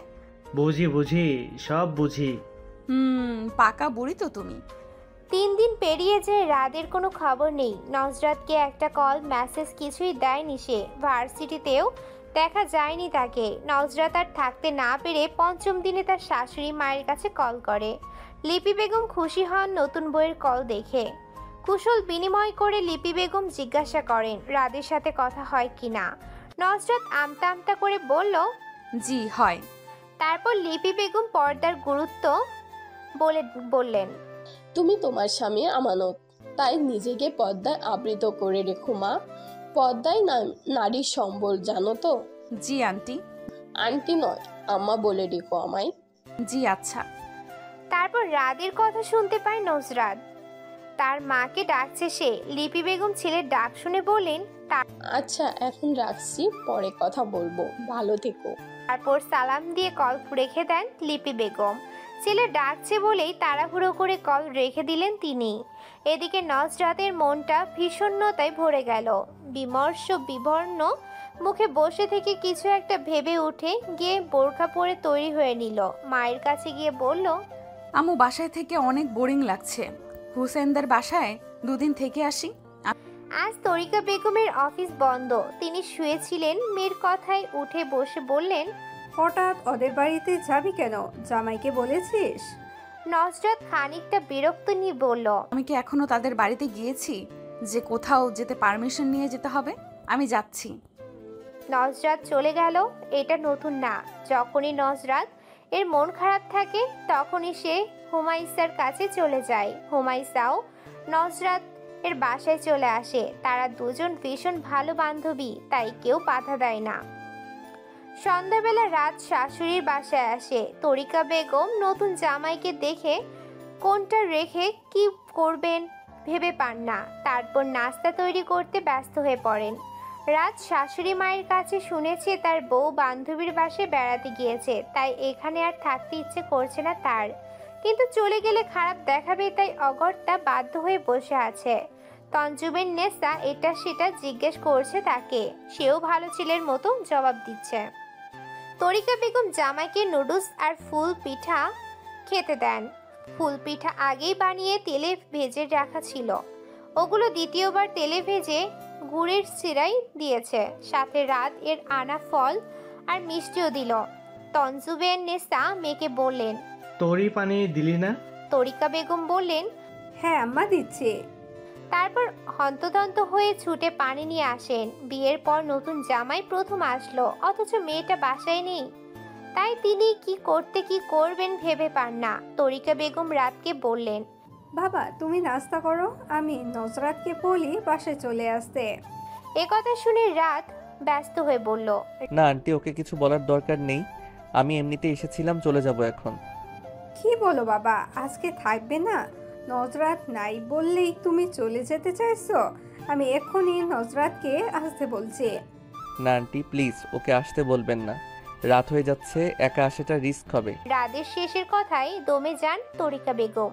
সত্যি তো, রাত হয়ে যাচ্ছে, একা মেয়েটা আসবে কিভাবে? পরিস্থিতি তো ভালো না, কখন কি দুর্ঘটনা ঘটে তার তো কোনো ঠিক নেই। রাফি কোচিং করে মাত্র বাসায় ঢুকলো। নতুন দুলাভাইকে দেখে দৌড়ে এসে বলল। রাত মুচকি এসে বলল, আলহামদুলিল্লাহ ভালো, তুমি কেমন আছো? ভাই ভালো আছি। পড়াশোনা কেমন চলছে তোমার? এই চলছে কোনো রকম। ভালো নয় কেন? তরিকা বেগম বললেন, সারাদিন দুষ্টুমিতে মেতে থাকে, একদম পড়াশোনা করতেই চায় না। ভালো হবে কিভাবে বলো? মায়ের কথায় রাফি লজ্জে মাথা নিচু করে বসে থাকে। রাত কিছুক্ষণ পড়াশোনা নিয়ে রাফিকে বোঝায়, তারপর সবার কাছ থেকে বিদায় নিয়ে চলে যায়। নজরাত হুমাইসাদের বাসায় আসার পর থেকে মন খারাপ করে বসে আছে। হুমাইসা ও বান্ধবীর সাথে শোক পালন করছে। হুমাইসার মা তাদের জন্য সেমাই রান্না করে নিয়ে আসে। দুই বান্ধবীকে চুপ করে বসে থাকতে দেখে বললেন, কিরে, তোরা দুই বান্ধবী একসাথে হলে বাড়ি মাথায় করে ফেলতি, আর এখন এত নীরব কেন? হুমাইসা ঠোঁট উল্টে বলে, আমাদের আজকে মন ভালো নেই। কেন, কি হয়েছে? ওই তুমি বুঝবে না, তুমি বুঝবে না। নজরাতা সেম টাইম তারপর তারা তিনজনে মিলে সেমাই খায়। হুমাইসার বাবা একজন প্রবাসী। তারা তিন বোন। বড় বোনের বিয়ে হয়েছে, শ্বশুরবাড়িতে থাকে। তারপর হুমাইসা, এরপর তার ছোট বোন হাবিবা এবার পঞ্চম শ্রেণীতে পড়ে। হুমাইসাদের ঘরে বর্তমানে কোনো পুরুষ মানুষ থাকে না, তাই এখানে নির্দ্বিধায় চলে আসতে পারে নজরাত। তাছাড়া নজরাতদের বাসায় ও উপযুক্ত কোনো পুরুষ মানুষ নেই, তাই হুমাইসা ও সেখানে নির্দ্বিধায় যেতে পারে। দুই বান্ধবীর দৌলতে তাদের মায়ের মধ্যেও সুসম্পর্ক গড়ে উঠেছে, তাই তারা মেয়েদের বাধা দেন না। অপরদিকে রাত নজরাতকে কল করে তার ফোন বন্ধ পেয়ে তাদের বাসায় এসেছিল, কিন্তু নজরাতকে না পেয়ে মন খারাপ করে চলে যেতে যায়। তার ধারণা সেদিনের ব্যবহারে হয়তো কোনোভাবে নজরাত কষ্ট পেয়েছে, তাই ফোন বন্ধ করে রেখেছে। তাছাড়া কয়েকদিন রাত অনেক ব্যস্ত থাকায় নজরাতের খোঁজ নেওয়ার সময় পায়নি বলে হয়তো মেয়েটা রাগ করে বান্ধবীর বাসায় গিয়ে বসে আছে। লজ্জায় শাশুড়ি মায়ের কাছে নজরাতের বান্ধবী বাসার ঠিকানা চাইতে পারেনি সে। এখন বাসায় এসে আফসোস করছে। সেদিন নজরাতকে দেখার পর থেকে তার মাথায় তাসনুফার কথা ঘুরপাক খাচ্ছিল। তাসনুফা বলেছিল সেদিন নজরাত যে ছেলেটার সাথে দাঁড়িয়ে কথা বলছিল তার সাথে নজরাতের সম্পর্ক আছে, অথচ তখন তাদের বিয়ের কথা চলছিল। সত্যি কি ওই ছেলেটার সাথে নজরাতের সম্পর্ক আছে বা ছিল? আগে সম্পর্ক থাকলেও রাদের কোনো সমস্যা নেই, কিন্তু এখন যদি থাকে তাহলে? তাই রাত সেদিনের ছেলেটাকে খুঁজে বেড়ায়, কিন্তু পুরো ভার্সিটিতে খুঁজে পায় না। আসলে কারো নাম ঠিকানা না জানলে খুঁজে বের করা মুশকিল।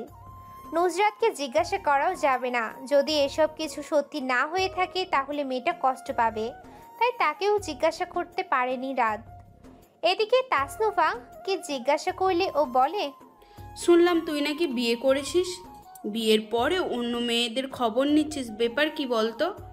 এই তোর চরিত্র, যাকে কিনা অনেকে আইডল মনে করে, তোর বউয়ের সাথে যোগাযোগ করে দিস, তাহলে তাকে সাবধান করে দেব, তোকে যেন সব সময় চোখে চোখে রাখে। মেয়েটার কথা শুনে রাত সেদিন ভীষণ রেগে গিয়েছিল। তাকে তার বন্ধুরা শান্ত করে, না হলে হয়তো তাসনুফার গায়ে হাত তুলে বসতো। এরপর দুদিন কেটে যায়। নজরাত এখনো বাসায় ফিরে আসেনি। তরিকা বেগম বেশ কয়েকবার কল করে ফোন বন্ধ পেয়েছেন। শেষে বাধ্য হয়ে হুমাইসাকে কল করলে সে জানায় নুসরাতের জ্বর এসেছে। তরিকা বেগম বিচলিত হয়ে পড়লে হুমাইসাকে জানায় আজকে জ্বরটা ছেড়েছে অনেকটা, টেনশনে কিছু নেই।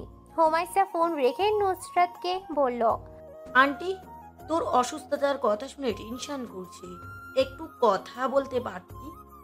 নজরাত খাটের বাজুতে বালিশ ঠেকা দিয়ে আধশোয়া হয়ে বসে আছে, মাথাটা ভীষণ ধরে আছে। দীর্ঘশ্বাস ফেলে বলল, এখন আম্মুর সাথে কথা বললে ঠিক ওনার কথা জিজ্ঞেস করতো, তাই বলিনি। সম্পর্ক শুরু না হতেই এইভাবে ভেঙে যেতে দিবি? ওনার বোধ হয় আমাকে পছন্দ নয়। কিভাবে জানলি? ভাইয়া কি এই কথা তোকে বলেছে?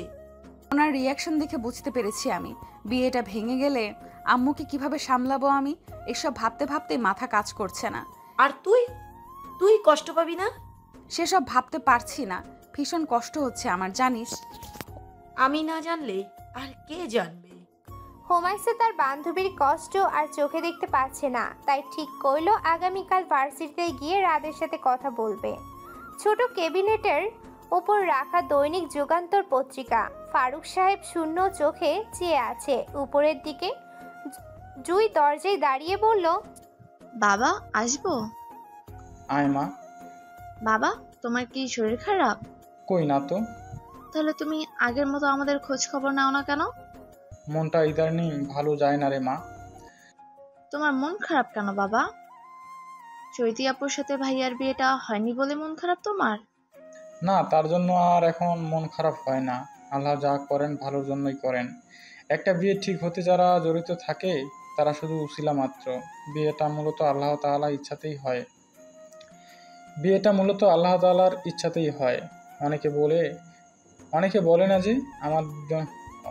বলে না যে আমার জন্য বিয়েটা হয়েছে, নতুবা ভেঙে যাচ্ছিল। এসব আসলে ভুল বলে মানুষ। যে বিয়ে আল্লাহ রাব্বুল আলামিন রাজি খুশি হয়ে ঠিক করেন সেই বিয়ে ঠেকায় কে বল? তাহলে তোমার মন খারাপ কেন? ইদানিং পত্রিকা পড়ে মনটা বিতৃষ্ণায় ভরে যায়, বুঝলি? পাতা উল্টালেই নানা দিকে রাজনীতি, চুরি ডাকাতি, খুন খারাপি ছাড়া ভালো কোনো সংবাদ পাওয়া দুষ্কর হয়ে যাচ্ছে আজকাল। ভবিষ্যৎ প্রজন্মকে এরা কি দিয়ে যাচ্ছে বলতো? স্বাধীন দেশে থেকেও কেমন পরাধীন মনে হয়। এসব ভাবলেই মাথাটা ভীষণ ধরে যায়। তাহলে এসব নিয়ে ভেবো না বাবা। স্বার্থপর হতে বলছিস মা? কি করব বলো তো? এগুলো দেখা ছাড়া তো আমাদের উপায় নেই। আমরা সাধারণ মানুষ, তো কিছু করতে পারবো না। যারা পারবে তারা তো হাত গুটিয়ে বসে আছে। যা বলেছিস, তাদের কাজ নরম মাটিতে আঘাত করা। ঠিক বলেছ বাবা। আম্মা আমাদের জন্য বসে আছে, এখন নাস্তা করবে, চলো। আচ্ছা চল। হোমাইসার ভার্সিটিতে ঢুকে ক্যাম্পাসের এক এক কোণে বেঞ্চ রাখা জায়গাটায় এসে বসলো। রাত আর তার বন্ধুরা মিলে এখানে বেশিরভাগ সময় আড্ডা দেয়। আজকে বোধ হয় এখনো আসে নাই। আশেপাশে ভালো করে দেখে নিল, না কোথাও দেখা যাচ্ছে না। তাদের ক্লাসে একবার গিয়েও খুঁজবে কি, কিন্তু এই সময়ে ক্লাস আছে কি না তারও তো ঠিক নেই। তাছাড়া রাতের কিছুদিন পরেই মাস্টার্সের ফাইনাল পরীক্ষা, এই সময় ক্লাস হয় কিনা জানা নেই। আচ্ছা, কিছুদিন পর পরীক্ষা বলে রাত যদি ভার্সিটিতে আসা বন্ধ করে দেয় তাহলে তো মুশকিল। রাদের সাথে কথা বলতে না পারলে ওদের মধ্যে কিচ্ছু ঠিক হবে না।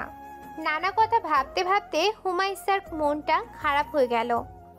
এদিকে নসরাতকে বলে এসেছে শপিং মলে যাবে সে। যদি সত্যি কথা বলতো তাহলে নসরাত বুঝে ফেলতো, তখন কিছুতেই হুমায়সাকে ভার্সিটিতে আসতে দিতে চাইতো না।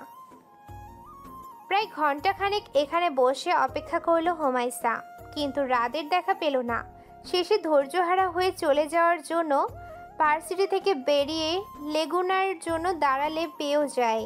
লেগুনায় তার সাথে একজন মহিলা যাত্রী আর দুজন হলেই বোধহয় গাড়ি ছেড়ে দিবে। হুমায়সা মন খারাপ করে ভার্সিটির গেটের দিকে তাকিয়ে আছে। দুজন যাত্রী আসতেই গাড়ি ছেড়ে দিবে, এমন সময় রাতকে বাইক সমেত ভার্সিটিতে ঢুকতে দেখা গেল। হুমায়সা দ্রুত বলল, মামা গাড়ি থামান। ড্রাইভার গাড়ি থামাতেই হুমায়সা গাড়ি থেকে নেমে দৌড়ে ভার্সিটিতে ঢুকে গেল।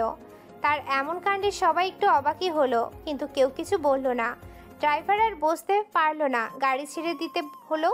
এসব রোডে গাড়ি বেশিক্ষণ দাঁড় করিয়ে রাখা যায় না, তাই হুমায়সা ভার্সিটিতে ঢুকে এদিক ওদিক তাকিয়ে সেই বেঞ্চের কাছে রাতকে দেখতে পেয়ে দ্রুত পায়ে হেঁটে রাদের কাছে গিয়ে বলল, আসসালামু আলাইকুম। ও, অবশেষে আপনাকে পেলাম ভাইয়া। শুকনো ঠোঁট জিহ্বা দিয়ে ভিজিয়ে রাত আর তার বন্ধুদের দিকে একবার চেয়ে বলল, আমাকে বলছেন? হ্যাঁ ভাইয়া, আমি নজরাত এর বান্ধবী হুমাইয়াস। নজরাতের নাম শুনে উদ্বিগ্ন হয়ে রাত বলল, ও কি আপনার বাসায় আছে? হ্যাঁ ভাইয়া, ওর ব্যাপারে আপনার সাথে কথা বলতে এসেছি। আপনার কি সমস্যা হবে? হ্যাঁ অবশ্যই, চলেন কোথাও বসে কথা বলি। আচ্ছা। তারপর রাত তার বন্ধুদের বলে হুমায়সাকে নিয়ে ভার্সিটির পাশে একটা ছোট্ট রেস্তোরাঁয় বসে। হুমায়সা প্রথমে বলে, ভাইয়া, নজরাত খুব আপসেট হয়ে আছে।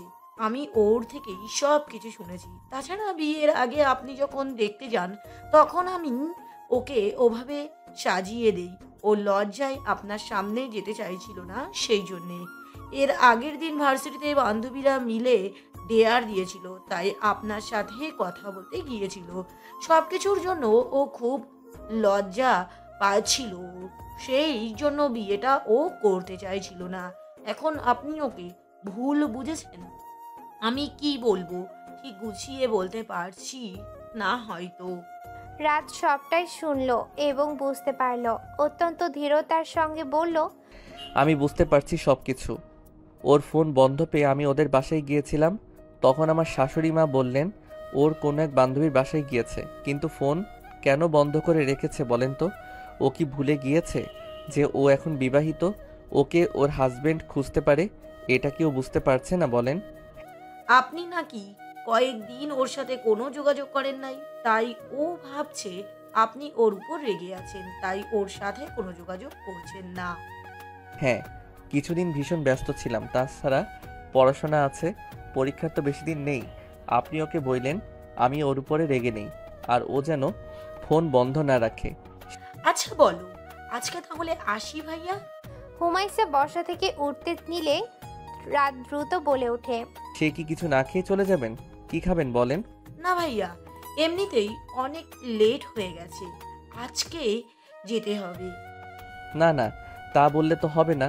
আমি অনুরোধ করছি কিছু খেয়ে যান, না হলে আমার খারাপ লাগবে। আচ্ছা তাহলে কোল্ড কফি খাবো। শুধু কফি? হ্যাঁ ভাইয়া, আমি বাসায় যেতে হবে। আচ্ছা, তাহলে নজরাতকে কোনোদিন আসবেন তখন বেশি করে খাবেন। রাত মুচকি এসে বলল। রাতের কথাই হুমায়সা ও মুচকি এসে বলল, ইনশাআল্লাহ।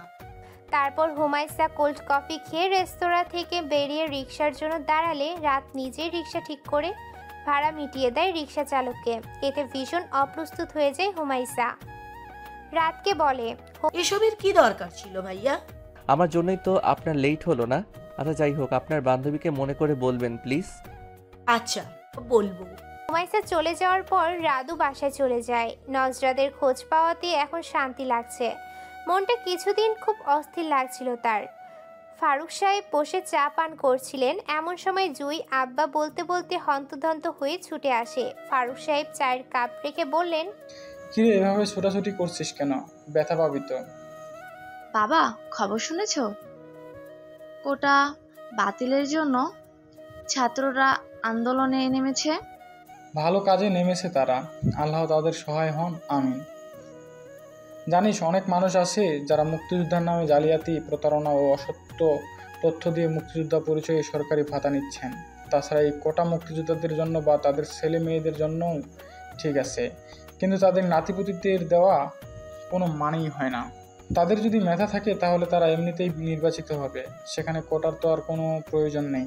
কোটার জন্য অনেক মেধাবী শিক্ষার্থীরা সরকারি চাকরি থেকে বঞ্চিত হচ্ছে। জি বাবা। দিন যত যাচ্ছে কোটা বাতিলের আন্দোলন তত ভয়াবহ রূপ নিতে থাকে। ফারুক সাহেব জুইকে আন্দোলনে পাঠাতে চাইলে লিপি বেগম বাধা দিয়ে বলেন, উম্মি জিহাদ রাদিয়াল্লাহু বলেন, রাসূল সাল্লাল্লাহু আলাইহি সাল্লাম এর জমানায় আমরা 6 জন মহিলা খয়বরের যুদ্ধে শরীক হওয়ার জন্য রওয়ানা হলে রাসূল সাল্লাল্লাহু আলাইহি সাল্লাম খবর পেয়ে আমাদেরকে ডাকলেন। আমরা তার নোরানি চেহারায় গোসবার আলামত দেখছিলাম। তিনি জিজ্ঞাসা করলেন, তোমরা কার অনুমতি লইয়া আসিয়াছ? আমরা বললাম, ইয়া রাসূলুল্লাহ, আমরা পশম বুনিতে জানি, জেহাদে ইহার প্রয়োজন হয়। আমাদের সাথে জখমের ওষুধও আছে, আর কিছু না হোক মুজাহিদদের তীর এগিয়ে দেওয়ার কাজে সাহায্য করব। কেউ অসুস্থ হলে সেবা সুস্থতার কাজে সাহায্য, সাতু গোলানো পানি দেওয়ার কাজে সাহায্য করব। অতঃপর তিনি অনুমতি দিলেন। এর দ্বারা আমরা কি বুঝতে পারলাম? বুঝলাম যে মহিলারা যুদ্ধে যাওয়া রাসূল পছন্দ করতেন না। আর যারা তখনের দলিল দেন তাদের জানা আবশ্যক যে মহিলারা ময়দানে নামে নাই। জিহাদের সময় উভয় পক্ষ নিজেদের নির্ধারিত এলাকায় তাঁবুতে অবস্থান করত। মহিলারা নিজেদের দলের লোকদেরকে সাহায্য করত, নন মাহরামদের গায়ে ধরে ধরে বাঁচাতে নামতো না। আর যখন পর্দার হুকুম নাজিল হলো তখন অনেক কিছুই বদলে গেল। দাসীরা যেত সাথে যেন খেদমত করতে পারে। আবু দাউদ হেকায়াতে সাহাবা। সব জায়গায় ইসলাম টানা লাগে না, আবার কারো কারো কাছে কারণে কিছু জায়গায় ইসলামকে টেনে আনা লাগে, তাই টেনে আনলাম আর কি।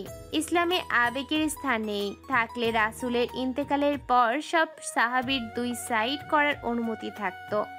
অসুস্থ অবস্থায় ইশারায় হলেও নামাজ পড়া লাগতো না।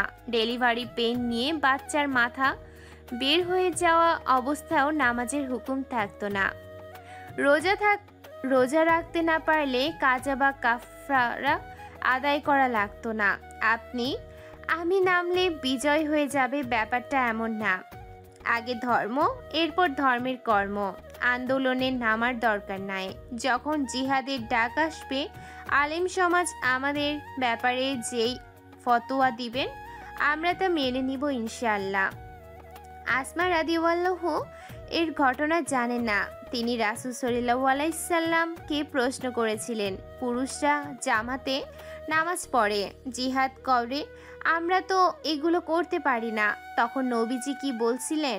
তিনি বলেন নাই যে আচ্ছা তোমরাও যাও জামাতে নামাজ পড়তে, তোমরাও যাও জিহাদে। উনি বলেছিলেন তোমরা স্বামীর ইতায়াত করো, তাদের সাথে উত্তম আচরণ করো, এগুলো ওই সব আমলের সমান সওয়াব।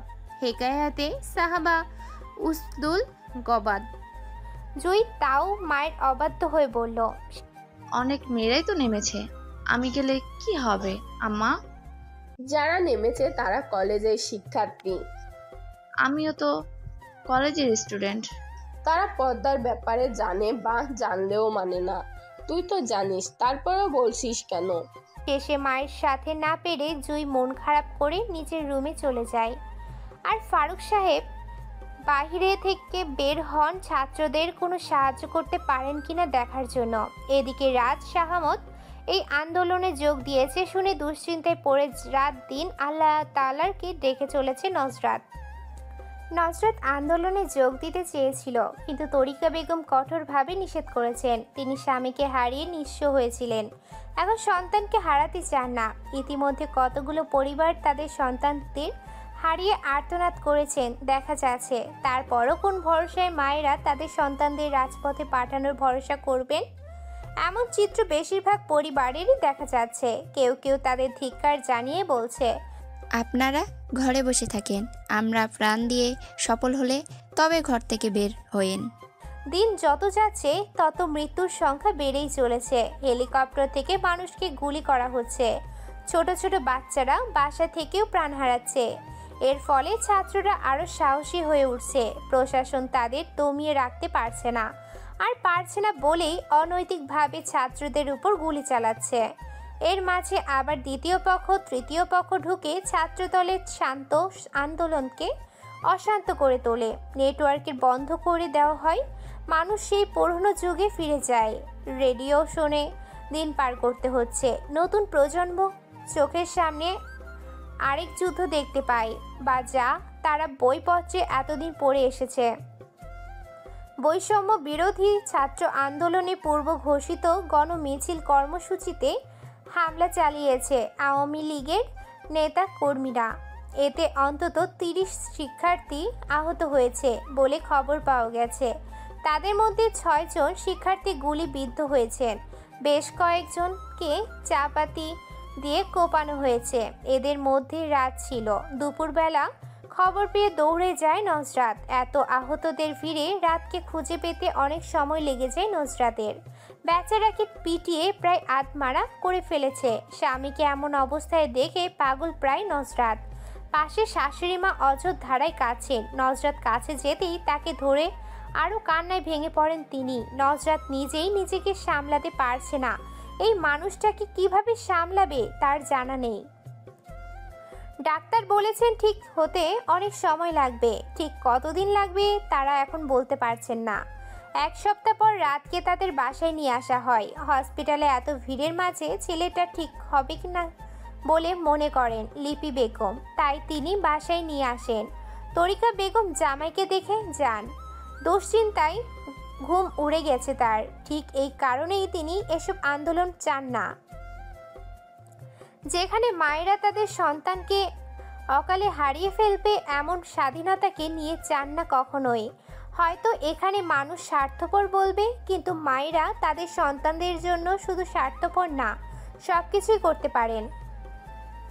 স্বামীর এই বিপদের দিনে ঘরে হাত ফুটিয়ে বসে থাকতে পারল না নজরাত। লজ্জাশরম ভুলে স্বামীর ঘরে রওনা দিল। তরিকা বেগম বাধা দিতে গিয়েও দিতে পারলেন না। এখানে বাধা দেওয়া তার অধিকারের মধ্যে পড়ে না। কলিং বেলের শব্দে শুনে জুই এসে দরজা খুলে অবাক হয়ে বলে, ছোট ভাবি, এসো ভিতরে এসো। আম্মা, দেখো কে এসেছে। নজরাত ভিতরে ঢুকলে লিপি বেগম আসেন। তাকে দেখে নজরাত বলেন, ওনার এমন অবস্থার সময় বাসায় বসে থাকতে পারলাম না আম্মা, তাই চলে এলাম। আমি কি ভুল করেছি? লিপি বেগম ভীষণ খুশি হয়ে বললেন। না না মা, একদম ঠিক করেছো। তারপর জুইকে বলল, তোর ভাবির টলি ব্যাগটা ঘরে নিয়ে যা, জুইয়ের সাথে রাদের রুমে যাও, ফ্রেশ হয়ে কিছু খেয়ে নিবে। নজরাত বলে জুইয়ের সাথে যায়। রাতের রুমে ঢুকতেই তাকে দেখতে পেল। হাত পায়ের ইনজুরির জন্য বেচারা হাঁটাচলা করতে পারে না, তাই সারাদিন শুয়ে থাকতে হয়। জুই ট্রলি ব্যাগটা রেখে চলে যায়। নজরাতের নিঃশব্দে রাদের পাশে বসে। রাত চোখ বন্ধ করেছিল বলে নজরাতকে দেখতে পায়নি, কারণ বসার অনুভব করে চোখ মেরে তাকিয়ে বিস্মিত হয়ে যায় রাত। একটু জোরেই বলে ওঠে, তুমি এখানে কখন এসেছো? এখন তো পরিস্থিতি একদম ভালো না। তুমি বাসা থেকে একা বের হতে গেলে কেন? জি আচ্ছা, আমি আসাতে আপনি খুশি হননি? তাহলে কি চলে যাব? রাত নির্বিকার মুখে বলল, সেটা বলি নাই। এখন মেয়েরা রাস্তাঘাটে একদম নিরাপদ না। এমনিতেই হাঁটাচলা করতে পারছি না, তারপর নেটওয়ার্ক বন্ধ করে রেখেছে। দেশের পরিস্থিতি সম্পর্কে কিছুই জানতে পারছি না। জানো, এই মুহূর্তে এক টুকরো সুখ হয়ে এসেছো তুমি। এদিকে নজরাতের চোখ পানিতে টুইটুম্বর হয়ে গেছে। দেখে রাত বিচলিত হয়ে বলল, এই বোকা মেয়ে, কাঁদছো কেন? আমি তো তোমার নিরাপত্তার কথা ভেবেই ওসব বলেছি। সেজন্য কাঁদছি না, আপনার অনেক কষ্ট হচ্ছে ভেবে কাঁদছি। আপনি কেন গেলেন বলেন তো? আপনার কিছু হয়ে গেলে আমার কি হবে এই একবার ভেবে দেখেছেন? আপনার কিছু হয়ে গেলে আমার কি হবে একবার ভেবে দেখেছেন? আমার কথা একটুও ভাবেন না আপনি। আমি তো মরে যাইনি বলো, তাহলে কষ্ট পাচ্ছ কেন এসব ভেবে? কত ছাত্ররা নিজের কথা না ভেবে আন্দোলনে যোগ দিচ্ছে, প্রাণ হারাচ্ছে। এসব দেখতে গেলে তো আমি কিছুই করতে পারলাম না। সেসব দেখতে গেলে তো আমি কিছুই করতে পারলাম না দেশের জন্য। আমিও তো যেতে পারলাম না। ফেসবুকে আন্দোলন নিয়ে পোস্ট করাতে কিছু লোক হুমকি দিয়েছে। সেসব শুনে আম্মা কিছুতেই যেতে দিল না। মেয়ে মানুষ, তোমার যে কাজ নেই। কখন এসেছো? কিছু খেয়েছো? বেশিক্ষণ হয়নি এসেছি। ও তাহলে যাও, ফ্রেশ হয়ে নাও, ওই যে বাথরুম। আচ্ছা বলে ফ্রেশ হতে যায়। নজরাত ফ্রেশ হয়ে আসলে শাশুড়ি মা তার জন্য চিকেন ফ্রাই করে দেয়। মেয়েটা প্রথমবার তাদের বাসায় এসেছে, তাই মন খারাপ থাকলেও এইটুকু করতেই হলো। নজরাত নিজে খাবার খাওয়ার সাথে সাথে রাদের মুখে একটু করে দিতে থাকে। রাত খাবে না বললেও শোনে না। খাবার শেষে দুজনে মিলে আন্দোলন নিয়ে কথা বলছে। এমন সময় বাহির থেকে আর্তনাদ শুনতে পেয়ে নুসরাত বলল, আমি দেখে আসছি, আপনি থাকুন। ফারুক সাহেব কারুর সাথে ফোনে কথা বলে ধপ করে ফ্লোরে বসে পড়েন। লিপি বেগম দৌড়ে এসে বললেন, রাসেলের বাপ, কি হয়েছে তোমার? এভাবে ফ্লোরে বসে পড়লে কেন? কার সাথে কথা বললে? ইতিমধ্যে জুই আর নসরাতও এসেছে। জুই বাবার পাশে বসে বলল, বাবা, কি হয়েছে তোমার? ফারুক সাহেব খুব কষ্ট করে উচ্চারণ করলেন, আমার রাসেল আর নেই। লিপি বেগমের ভেতরটা ছ্যাদ করে জ্বলে উঠল। উত্তেজিত হয়ে বললেন, কি বলছো তুমি? মাথা ঠিক আছে তোমার? ফারুক সাহেব খানিকটা ক্ষোভ প্রকাশ করে বললেন, তোমার তো কষ্ট হওয়ার কথা না। একটা অন্যায় করেছে বলে ছেলেটাকে বাড়ি ছাড়া করলে। তোমার নাকি লজ্জা হতো এই ছেলেকে নিয়ে, অথচ তোমার ছেলে তোমাকে শহীদের মা বলে সম্মান দিয়ে গেল।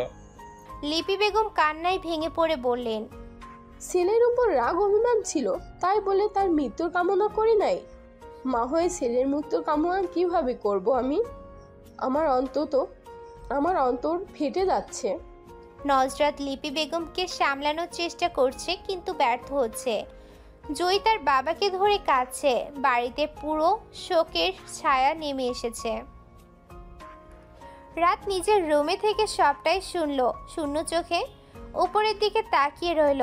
চোখের কোণ বেয়ে নোনা জল গড়িয়ে পড়ছে তার। নজরত রাতের সাথে রয়ে গেল, আর বাকিরা হসপিটাল থেকে লাশ এনে দাফনের জন্য গিয়েছে। নজরতকে কাছে পেয়ে বাচ্চাদের মতো কান্না করে দেয় রাত। মায়ের আড়ালে বড় ভাইয়ের সাথে ঠিকই যোগাযোগ রাখত সে। ভাইটাকে যে ভীষণ ভালোবাসত। এই তো কয়েক মাস আগে একদিন ভোরবেলা ভাই তাকে কল করে কান্না করে দেয়। রাত তখন বিচলিত হয়ে রাসেল জানায় সে বাবা হতে চলেছে। সেই খুশিতে কান্না করছে। রাত সেদিন প্রথমবারের মতো বাবা হওয়ার আনন্দ কিছুটা অনুভব করতে পারে ভাইয়ের কাণ্ড শুনে। 3 মাস পর রাত সুস্থ হলে নজরাত নিজের বাসায় ফিরে আসে। রাতের পরীক্ষার মুহূর্তে সে থাকলে রাত পড়াশোনায় মনোযোগ দিতে পারবে না, তাই ফিরে আসা। নজরাত চলে আসার দিন রাত তাকে একদম ছাড়তে চাইছিল না। বেশ কিছুক্ষণ জাপটে ধরে বসেছিল আর বলেছিল, এই কদিনে আমি তোমাতে আসক্ত হয়ে গিয়েছি প্রিয়, তুমি থেকে গেলে হয় না? নজরাত কঠোর মুখভঙ্গি করে বলেছিল। রাত না হয় না। মন খারাপ করে থাকলেও আর কিছু বলেনি। নিজেই নজরাতকে তার বাসায় পৌঁছে দিয়ে যায়। তারপর পড়াশোনায় ব্যস্ত হয়ে পড়ে। এখন আর আগের মতো বন্ধুদের সাথে আড্ডা জমাতে পারে না। ভাইয়ের মৃত্যুতে অনেকটা নীরব হয়ে যায় রাত। রাসেলের বউ 7 মাসের অন্তঃসত্ত্বা লিপি বেগম তাকে নিয়ে এসেছেন। ছেলের মৃত্যুর পর এখন আর কোনো রাগ নেই তার। হয়তো রাসেলের বউ চৈতির সাথে পুরোপুরি স্বাভাবিক আচরণ করতে পারেন না, তবে সময়ের সাথে সাথে ঠিক হয়ে যাবেন ইনশাল্লাহ। তাছাড়া জুই বা জান্নাতকে দিয়ে সময় মতো খাবার দাবার পৌঁছে দেন চৈতির ঘরে। চৈতি সারাক্ষণ মনমরা হয়ে বসে থাকে নিজের ঘরে। বাইরে কিছু নিয়ে তার কোনো আগ্রহ জাগে না। সারাক্ষণ ঘরবন্দি হয়ে থাকতেই ভালো লাগে যেন। রাসেলদের বাড়ি থেকে 10 মিনিটের দূরত্বে একটা বাড়িতে চৈতির বাবা মা ভাড়া থাকতেন। রাসেল ওই পথ দিয়ে প্রতিদিন অফিসে যাতায়াত করত। মাঝে মাঝে চৈতিকে দেখতে পেত আর সেখান থেকে ভালো লাগা তৈরি হয়। তারপর দুজনের মধ্যে প্রেম। লিপি বেগমকে একদিন জানিয়েছিল তাদের প্রেমের কথা, কিন্তু লিপি বেগম বলেছিলেন, এসব হারাম সম্পর্ক আমি কিছুতেই মেনে নিব না। আমার পছন্দ করা মেয়েকেই তোকে বিয়ে করতে হবে।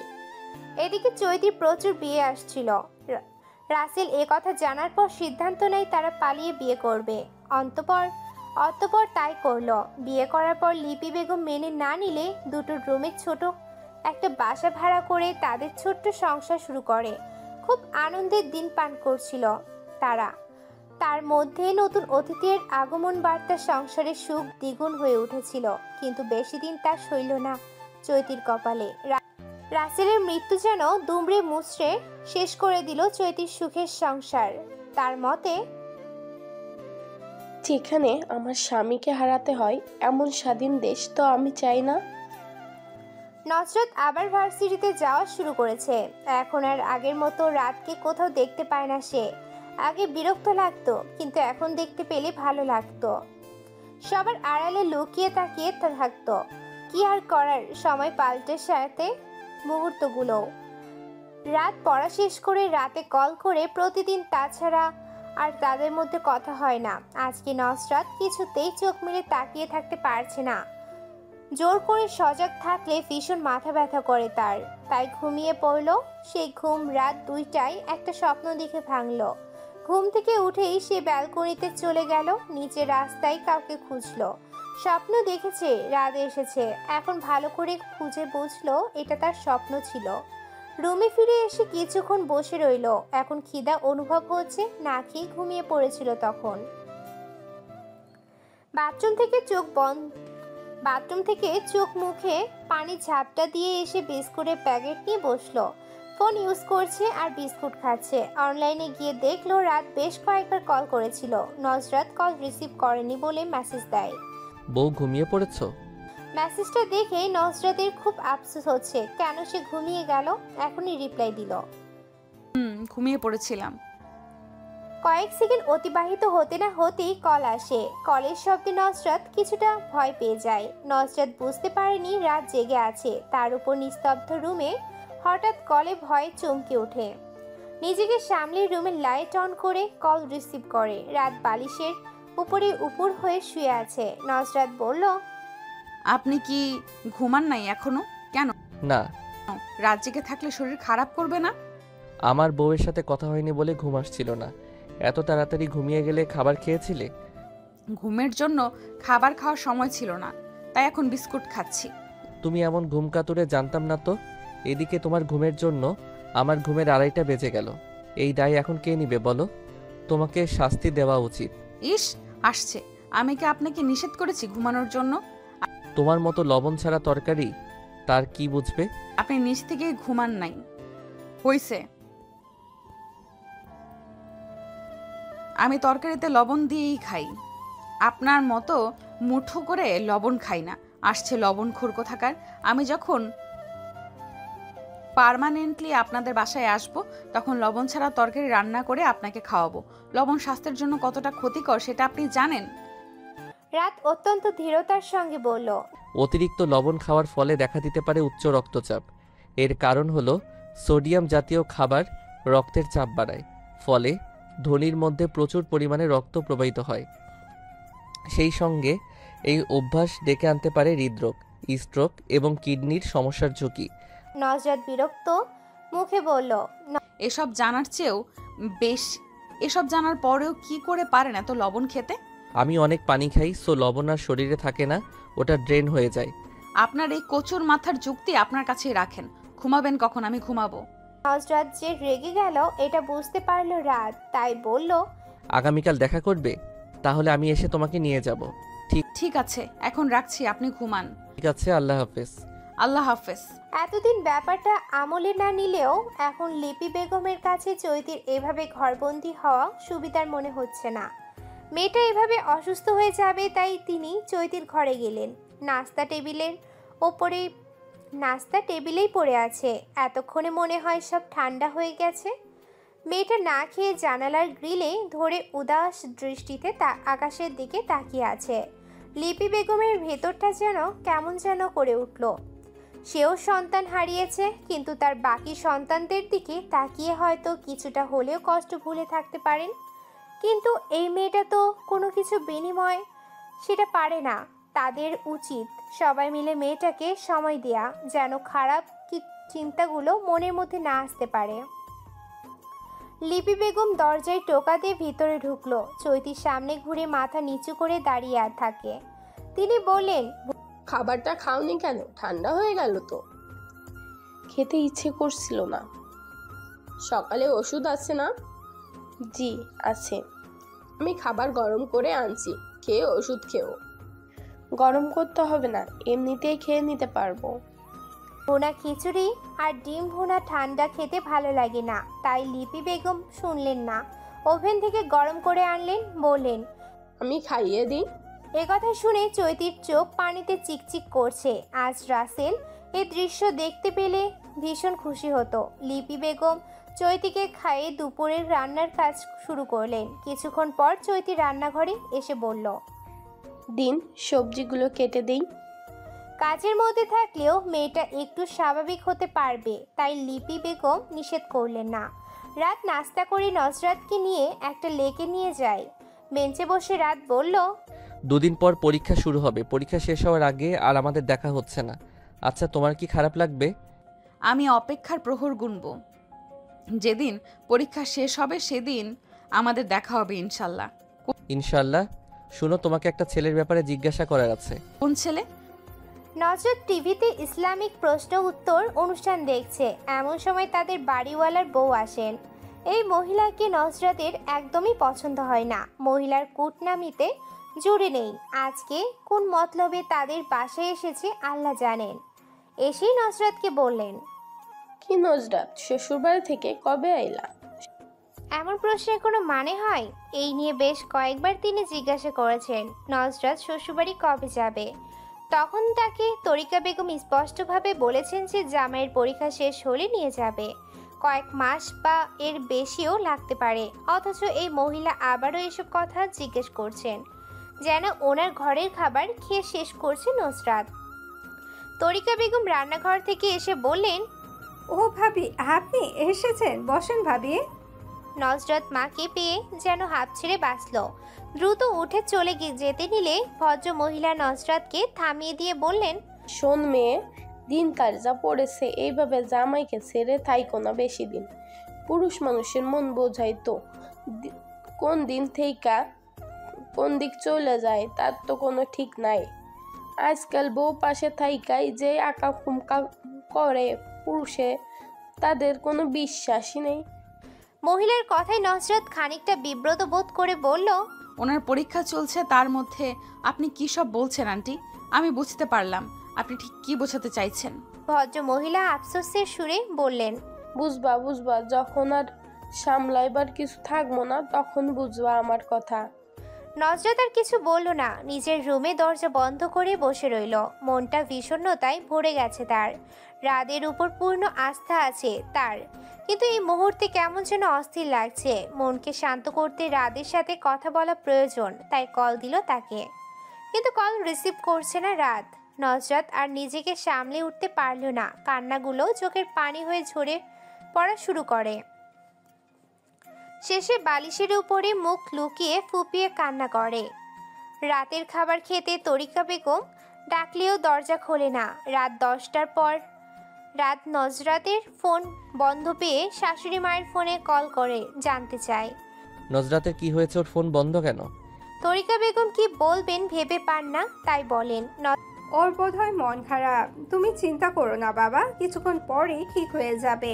নজরাত পরের দিন সকালে ঘুম থেকে উঠে ফোন অন করে দেখলো রাত অনেকবার কল করেছিল। অনলাইনে গিয়ে দেখে সেখানেও অনেকগুলো মেসেজ দিয়ে রাখছে। নজরাত শুধু মেসেজের রিপ্লাই দিল, ভালো লাগছিল না তাই ফোন বন্ধ করে রাখছিলাম। কিছুক্ষণ পর রাত কল করে, জিজ্ঞাসা করে নাস্তা করছে কিনা নজরাত বলল করেছে। তারপর স্বাভাবিক কিছু কথা বলে রেখে দেয়। ভার্সিটিতে এসে একটা ক্লাসের পর গ্যাপ থাকে, তখন নজরাত বান্ধবীরা মিলে লাইব্রেরিতে বা ক্যান্টিনে বসে গল্পগুজব করে। আজকে লাইব্রেরিতে বসে গল্প করছে তারা। মেয়েদের গল্পগুজবের মধ্যে ফিউচারে বিয়ে নিয়ে আলোচনা থাকেই, এটা কমন ব্যাপার। তো অবিবাহিত যারা, তাদের স্বপ্ন খুব সুন্দর করে সাজবে বিয়ের দিন। আর বিবাহিতদের কথা, সাজগোজ করতে পারলে বলে কিভাবে সেজেছিল, কি জুয়েলারি পরেছিল, আর না করতে পারলে আফসোস করে। এসব আলোচনা শেষে সবাই নজরাতকে ধরল, কারণ নজরাত কিছুই বলছে না, আনমনা হয়ে বসে আছে। মারুফা বলল, এই নুসরাত, তুই তো কাউকে না যেয়ে নিয়ে বিয়ে করে নিলি, শুনছি পরে নাকি উঠিয়ে নেওয়া যাবে। তখন কিভাবে সাজবি প্ল্যান করছিস? আর তখন আমাদের দাওয়াত দিবি নাকি আবারও লুকিয়ে শ্বশুরবাড়ি চলে যাবি? মারুফার কথায় সবাই হেসে দেয়। আরেকজন বলল, এমন কথাই সবাই মুখ চেপে হাসে। এদিকে নজরাত বরকে জানায় এমন কথায়, হাতের নখ খুঁটতে থাকে। শেষে ভেবে বলে, স্বামী স্ত্রীর গোপন কথা কারোর কাছে বলতে নিষেধ, জানিস না? বেদ্যপ মেয়ে কোথাকার। মারুফা বলল, আরে বান্ধবীদের কাছে একটু আধটু বললে কিছু হয় না। বল না কি হয়েছে, কে প্রথম কাছে এসেছে। নজরাত কোরআনের ব্যাখ্যা দিয়ে বলল, সমাজের অনেকেই আছে বন্ধু বান্ধবদের কাছে বাহাদুরি প্রকাশ করতে গিয়ে স্বামী স্ত্রীর একান্ত বিষয় কিংবা পারিবারিক গোপনীয় বিষয়াদি তাদের কাছে বলে বেড়ায়। এটা অনুচিত ও খেয়ানতের কাজ। সাহাবী হজরত আবু সাইদ খুদরি রাদিয়াল্লাহু তাআলা আনহু থেকে বর্ণিত, রাসূল কারীম সাল্লাল্লাহু আলাইহি ওয়াসাল্লাম ইরশাদ করেন, কিয়ামতের দিন আল্লাহর কাছে যে আমানতের খেয়ানত সবচেয়ে বেশি বলে গণ্য হবে তা এই যে কোনো পুরুষ তার স্ত্রীর সঙ্গে মিলিত হয়, স্ত্রীও স্বামীর সঙ্গে মিলিত হয়, অতঃপর স্বামী স্ত্রীর একান্ত বিষয়গুলো অন্যদের কাছে প্রকাশ করে দেয়। স্বামী স্ত্রীর একান্ত বিষয় অন্যের কাছে প্রকাশ করা গর্হিত অপরাধ। ইসলামী বিধানে শুধু স্বামী স্ত্রী নয়, পরিবারের যে কোনো সদস্যের এ ধরনের গোপন কথা প্রকাশ করা খুবই অন্যায়। স্বামী স্ত্রী ও পরিবারের গোপন কথা সংরক্ষিত রাখা ইসলামের অনুপম সৌন্দর্য। তাই এগুলো কেউ কাউকে জিজ্ঞাসা করবি না প্লিজ। আমাদের সকলকেই একদিন মৃত্যুর স্বাদ গ্রহণ করতে হবে, তাই মৃত্যুর ভয় রেখে অন্যায় থেকে নিজেকে সংযত করতে হবে আমাদের। মারুফা এবং অন্যান্য বান্ধবীরা নিজেদের ভুল বুঝতে পেরে তওবা করে বলল। রাদের পরীক্ষা চলছে ৩-৪ দিন গ্যাপ দিয়ে। এদিকে নজরাত যেন ধৈর্যহারা হয়ে পড়ছে। আশেপাশে মানুষ থেকে শুরু করে বান্ধবীরা পর্যন্ত এসব নিয়ে কথা বলছে। তার এসব সহ্য হচ্ছে না একদম। তাছাড়া বিয়ের কতগুলো মাস পেরিয়ে গেল, এখন পর্যন্ত বিয়ে করা স্বামীকে নিজের করে পাওয়া হলো না তার। মাঝে মাঝে মনে হয় সুখের দিন আসার আগেই সে হয়তো মরে যাবে। মৃত্যুর কথা ভাবলে এসব কিছু অর্থহীন মনে হয়। আবার যখন মৃত্যুর চিন্তা দূরে সরে যায় তখন আবার না পাওয়ার আফসোস ঘিরে ধরে তাকে। ইদানিং জিদ ধরে রাদের সাথে ঠিকমতো কথা বলে না নুসরাত। রাদের পরীক্ষা শেষ হয়েছে 2 দিন হলো, অথচ নুসরাতকে নিয়ে যাওয়ার কথা মুখেও আনে না। এদিকে বড় ছেলে মারা যাওয়ার পর শাশুড়ি মা ও তেমন একটা কথা বলেন না তার সাথে। সব মিলিয়ে তার মধ্যে ভয় কাজ করে। ইদানিং কত বিয়ে ভেঙে যাচ্ছে, 6-7 বছর সংসার জীবনেও ডিভোর্স হচ্ছে। সেখানে তাদের সংসার তো শুরুই হলো না এখনো। এর মধ্যে কিছু হয় তাহলে নুসরাতের পরিবার শেষ হয়ে যাবে। ব্যালকনির ফ্লোরে বসে আকাশের দিকে তাকিয়ে আনমনে সেসব কথাই ভাবছে নুসরাত। রুমে ফোন বেজে চলেছে। সে কখন থেকে উঠে গিয়ে রিসিভ করতে একদম ইচ্ছে করছে না তার। কয়েকবার কল আসার পর রাফি ফোন নিয়ে এসে বলল, কিরে বয়রা হয়ে গেছিস নাকি? কল আসছে, কখন থেকে শুনতে পাস না? নুসরাত ফোন হাতে নিয়ে দেখলো রাত কল করেছে, কিন্তু নুসরাত আর কল ব্যাক করলো না। ইচ্ছে করছে না তার কথা বলতে। মনে শান্তি না থাকলে কিছুই ভালো লাগে না। রাতের বেলা রাত আসে নুসরাতের বাসায়। তরিকা বেগম নুডলস আর ডিম আর ময়দার মিশ্রণে চমৎকার একটা নাস্তার রেসিপি তৈরি করে দেন। নাস্তা করে নুসরাতের সাথে একান্তে কথা বলতে নুসরাতের রুমের ব্যালকনিতে যায় তারা। নুসরাত চুপচাপ বসে থাকলে রাত জিজ্ঞাসা করে, ইদানিং তোমাকে কেমন মন মরা হয়ে থাকতে দেখি, কি হয়েছে তোমার? আমার সাথে ঠিকমতো কথাও বলো না। তোমার সমস্যাগুলো তো আমাকে না বললে আমি বুঝবো কিভাবে, বলো তো? নুসরাত ধরা গলায় বলল, সব কিছু বলতে হয় না, বুঝে নিতে হয়। আচ্ছা আমি বুঝতে পারছি না, যেহেতু সেহেতু বলো আমাকে। নুসরাত চুপ করে থাকে। চোখের কোণে পানিতে ভিজে গেছে। বাহিরের আবছা আলোয় সেটা বোঝা যাচ্ছে না। রাত এবার বলল, তুমি যখন বলবেই না তখন আমার বসে থাকার কোনো মানে হয় না। আমি চলে যাচ্ছি, ভালো থেকো। তারপর উঠে চলে যেতে নিলে নুসরাত রাতকে জাপটে ধরে ফুপিয়ে কান্না করে দেয়। রাত বিচলিত হয়ে বলল, আরে কান্না করছো কেন? কি হয়েছে বলবে তো? নুসরাত কান্না মিশ্রিত গলায় বলল, আমাকে আপনার করে নিন, আমি আর এইভাবে থাকতে পারছি না, আমার ভীষণ কষ্ট হচ্ছে। আমি কি তোমাকে ছেড়ে ভালো আছি? কোনো কারণ ছাড়া বিয়ের পর বউকে এভাবে বাপের বাড়ি ফেলে রাখতে কোনো ছেলেই নিশ্চয় চাইবে না। পরীক্ষা চলাকালীন সময় থেকে শুরু করে আজকে 2 দিন একটা চাকরির জন্য দৌড়ে বেড়াচ্ছি, যেন তোমাকে ভালো রাখতে পারি। যদিও ভালো রাখা সম্পূর্ণই আল্লাহ তাআলার হাতে, তবুও আমাদেরকে বসে না থেকে চেষ্টা করার কথা বলা হয়েছে।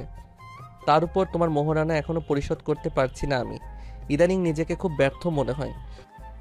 রাত নরম গলায় বলল।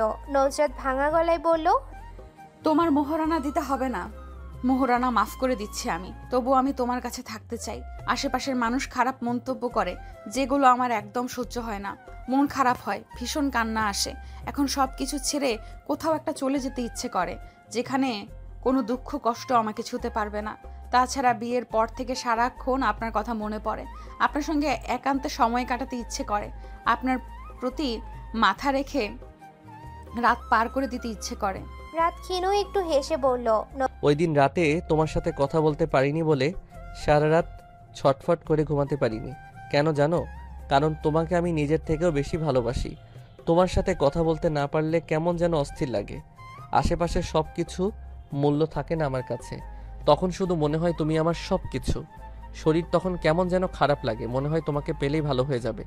আমি হয়তো বোঝাতে পারছি না তোমাকে খুব ভালোবাসি আমার বউটাকে। তাহলে আজকে এখানে আমার সাথে থেকে যান প্লিজ। আজকে আপনি চলে গেলে আমি নিজেকে একদম সামলাতে পারবো না। আমি থাকলে যে কিছু একটা ঘটে যাবে ম্যাডাম, তখন এই দায় কে নেবে বলেন? নুসরাত লজ্জা রাঙা হয়ে বলল, আমি তার জন্য প্রস্তুত।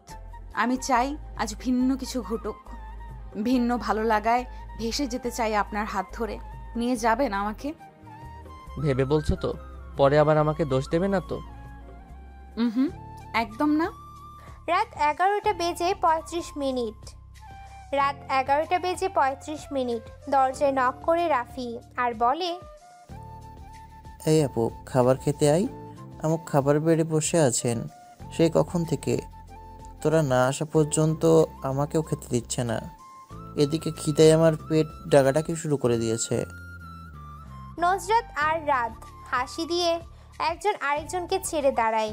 তারপর নজরাত গিয়ে দরজা খোলে। রাফি 10টার মধ্যেই ঘুমিয়ে পড়েন। আজকে এখনো জেগে আছে বলে তার চেহারা বাংলার 5-এর মতো দেখা যাচ্ছে। খাবার টেবিলে সবাই খেতে বসলেই রাফি রাতকে বলল, আপনার বউ একটা শেখ হাসিনা, সেটা জানেন আপনি? রাফির কথায় নজরাত বিষম খেয়ে বলল, তুই একটা পলক বুঝলি, বেদ্যপ ছেলে কোথাকার। রাত ভাই বোনের খুনসুটি দেখে রাফিকে বলল, কেন, তোমার বোন কি করেছে বলো তো? ভাইয়া, আপনার বউ আমাদের বাসায় যে রাজত্ব করে, মনে হয় যেন বাসাটা একা ওর। যেমন শেখ হাসিনা মনে করতেন দেশটা ওনার বাপের, সেজন্যই বলছি। রাফির কথাই খুব হাসে রাত। এদিকে নজরাত তার ভাইকে ইচ্ছে মতো বকা দেয়। খাবার খাওয়া শেষে রুমে এসে রাত নজরাতকে প্রিন্স মেরে বলল, শেষে কিনা আমার বউ একটা শেখ হাসিনা। নজরাত খুব রেগে যায় এ কথা বললে। রেগে ব্যালকনিতে চলে যেতে নিলে রাত পিছন থেকে জড়িয়ে ধরে নিতে যেতে চায়। রেগে ব্যালকনিতে চলে যেতে নিলে রাত পেছন থেকে জড়িয়ে ধরে যেতে দেয় না। তারপর একপাশের চুলগুলো সরিয়ে ঠোঁট ছুঁয়ে দেয়। আকস্মিক এমন উষ্ণ ছোঁয়ায় কেঁপে ওঠে নজরাত। তারপর শান্ত হয়ে স্বামীর প্রশস্ত বুকে মুখ লুকায়। 2 হাতে গাল আলতো হাতে উপরে তুলে রাত।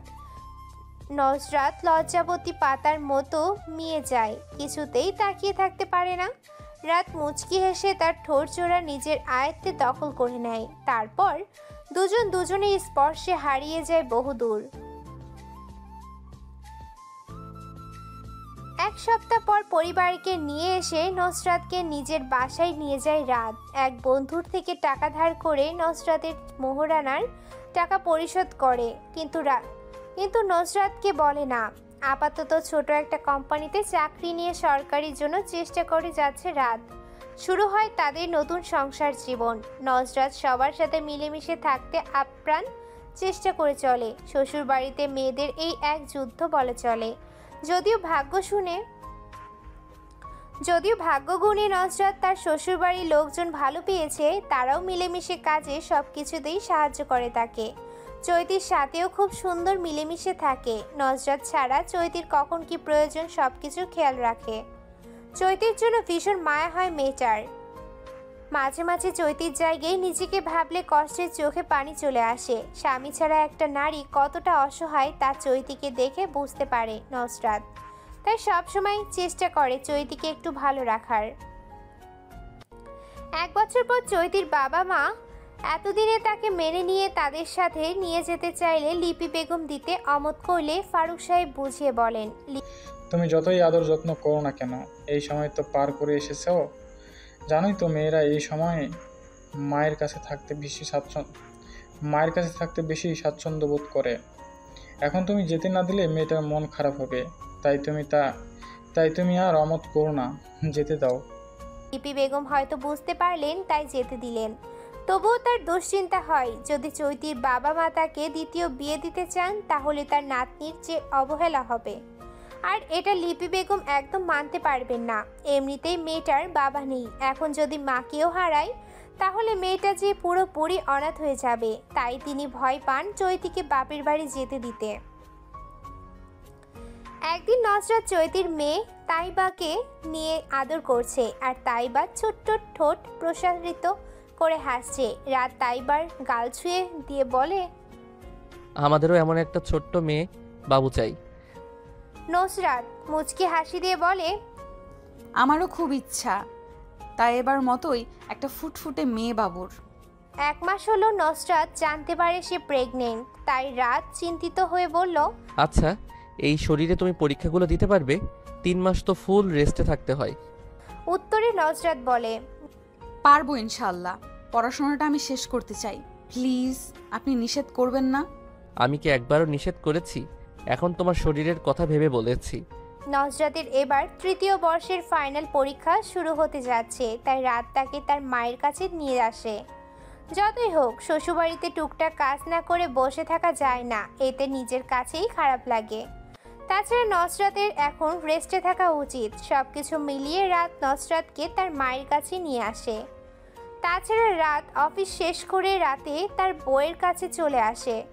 নসরাতকে ছেড়ে তার একদম ঘুম আসে না। মাঝে মাঝে সন্ধ্যায় নাস্তার সহ বিভিন্ন বাজার করে নিয়ে আসে শাশুড়ি মায়ের বাসায়। এগুলো তাকে ফারুক সাহেব শিখিয়ে দিয়েছেন। তরিকা বেগম মহিলা মানুষ হয়ে বাহির ঘর দুটোই সামলাতে হয়, তাই ছেলেকে বলেছেন সে যেন কখনো খালি হাতে ও বাসায় না যায়।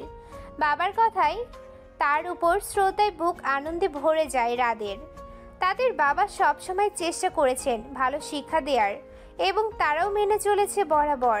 কথায় আছে, মা যেমন হয় মেয়ে তার তেমন স্বভাব চরিত্র পায় এবং বাবা যেমন হয় ছেলে তার মতোই হয়। যদিও সবাই হয় না, তবুও বেশিরভাগ হয়। রাত সন্ধ্যাবেলা পিৎজা নিয়ে আসে সবার জন্য, আর নসরাতের জন্য কাঠবাদাম, কাজু বাদাম আর কিশমিশ নিয়ে আসে। কিন্তু নসরাত পিৎজা খেতে চাইলে রাত না করে। এই সময় ফাস্টফুড একদম খাওয়া নিষেধ করেছেন ডাক্তার। নসরাত খেতে পারবে না বলে রাতও পিৎজা খেলো না। বাদাম নসরাতকে খাইয়ে দিচ্ছে, সাথে নিজেও কিছু খাচ্ছে। নসরাতের মন খারাপ কি পিৎজা খেতে পারেন। নসরাতের মন খারাপ পিৎজা খেতে দেয়নি বলে, তাই তাকে হাসানোর জন্য রাত কিস করতে গেলে নসরাত মাথা কাত করে সরে গেলে রাত হেসে বলল, কিসমিস মানে? এই যে তুমি কিস করতে দিলে না, তাই মিস। রাজ হেসে নিজেই তাকে কিস করে। তখন রাত নসরাতের সামনে কিসমিস ধরে বলে, কিসমিস খাও।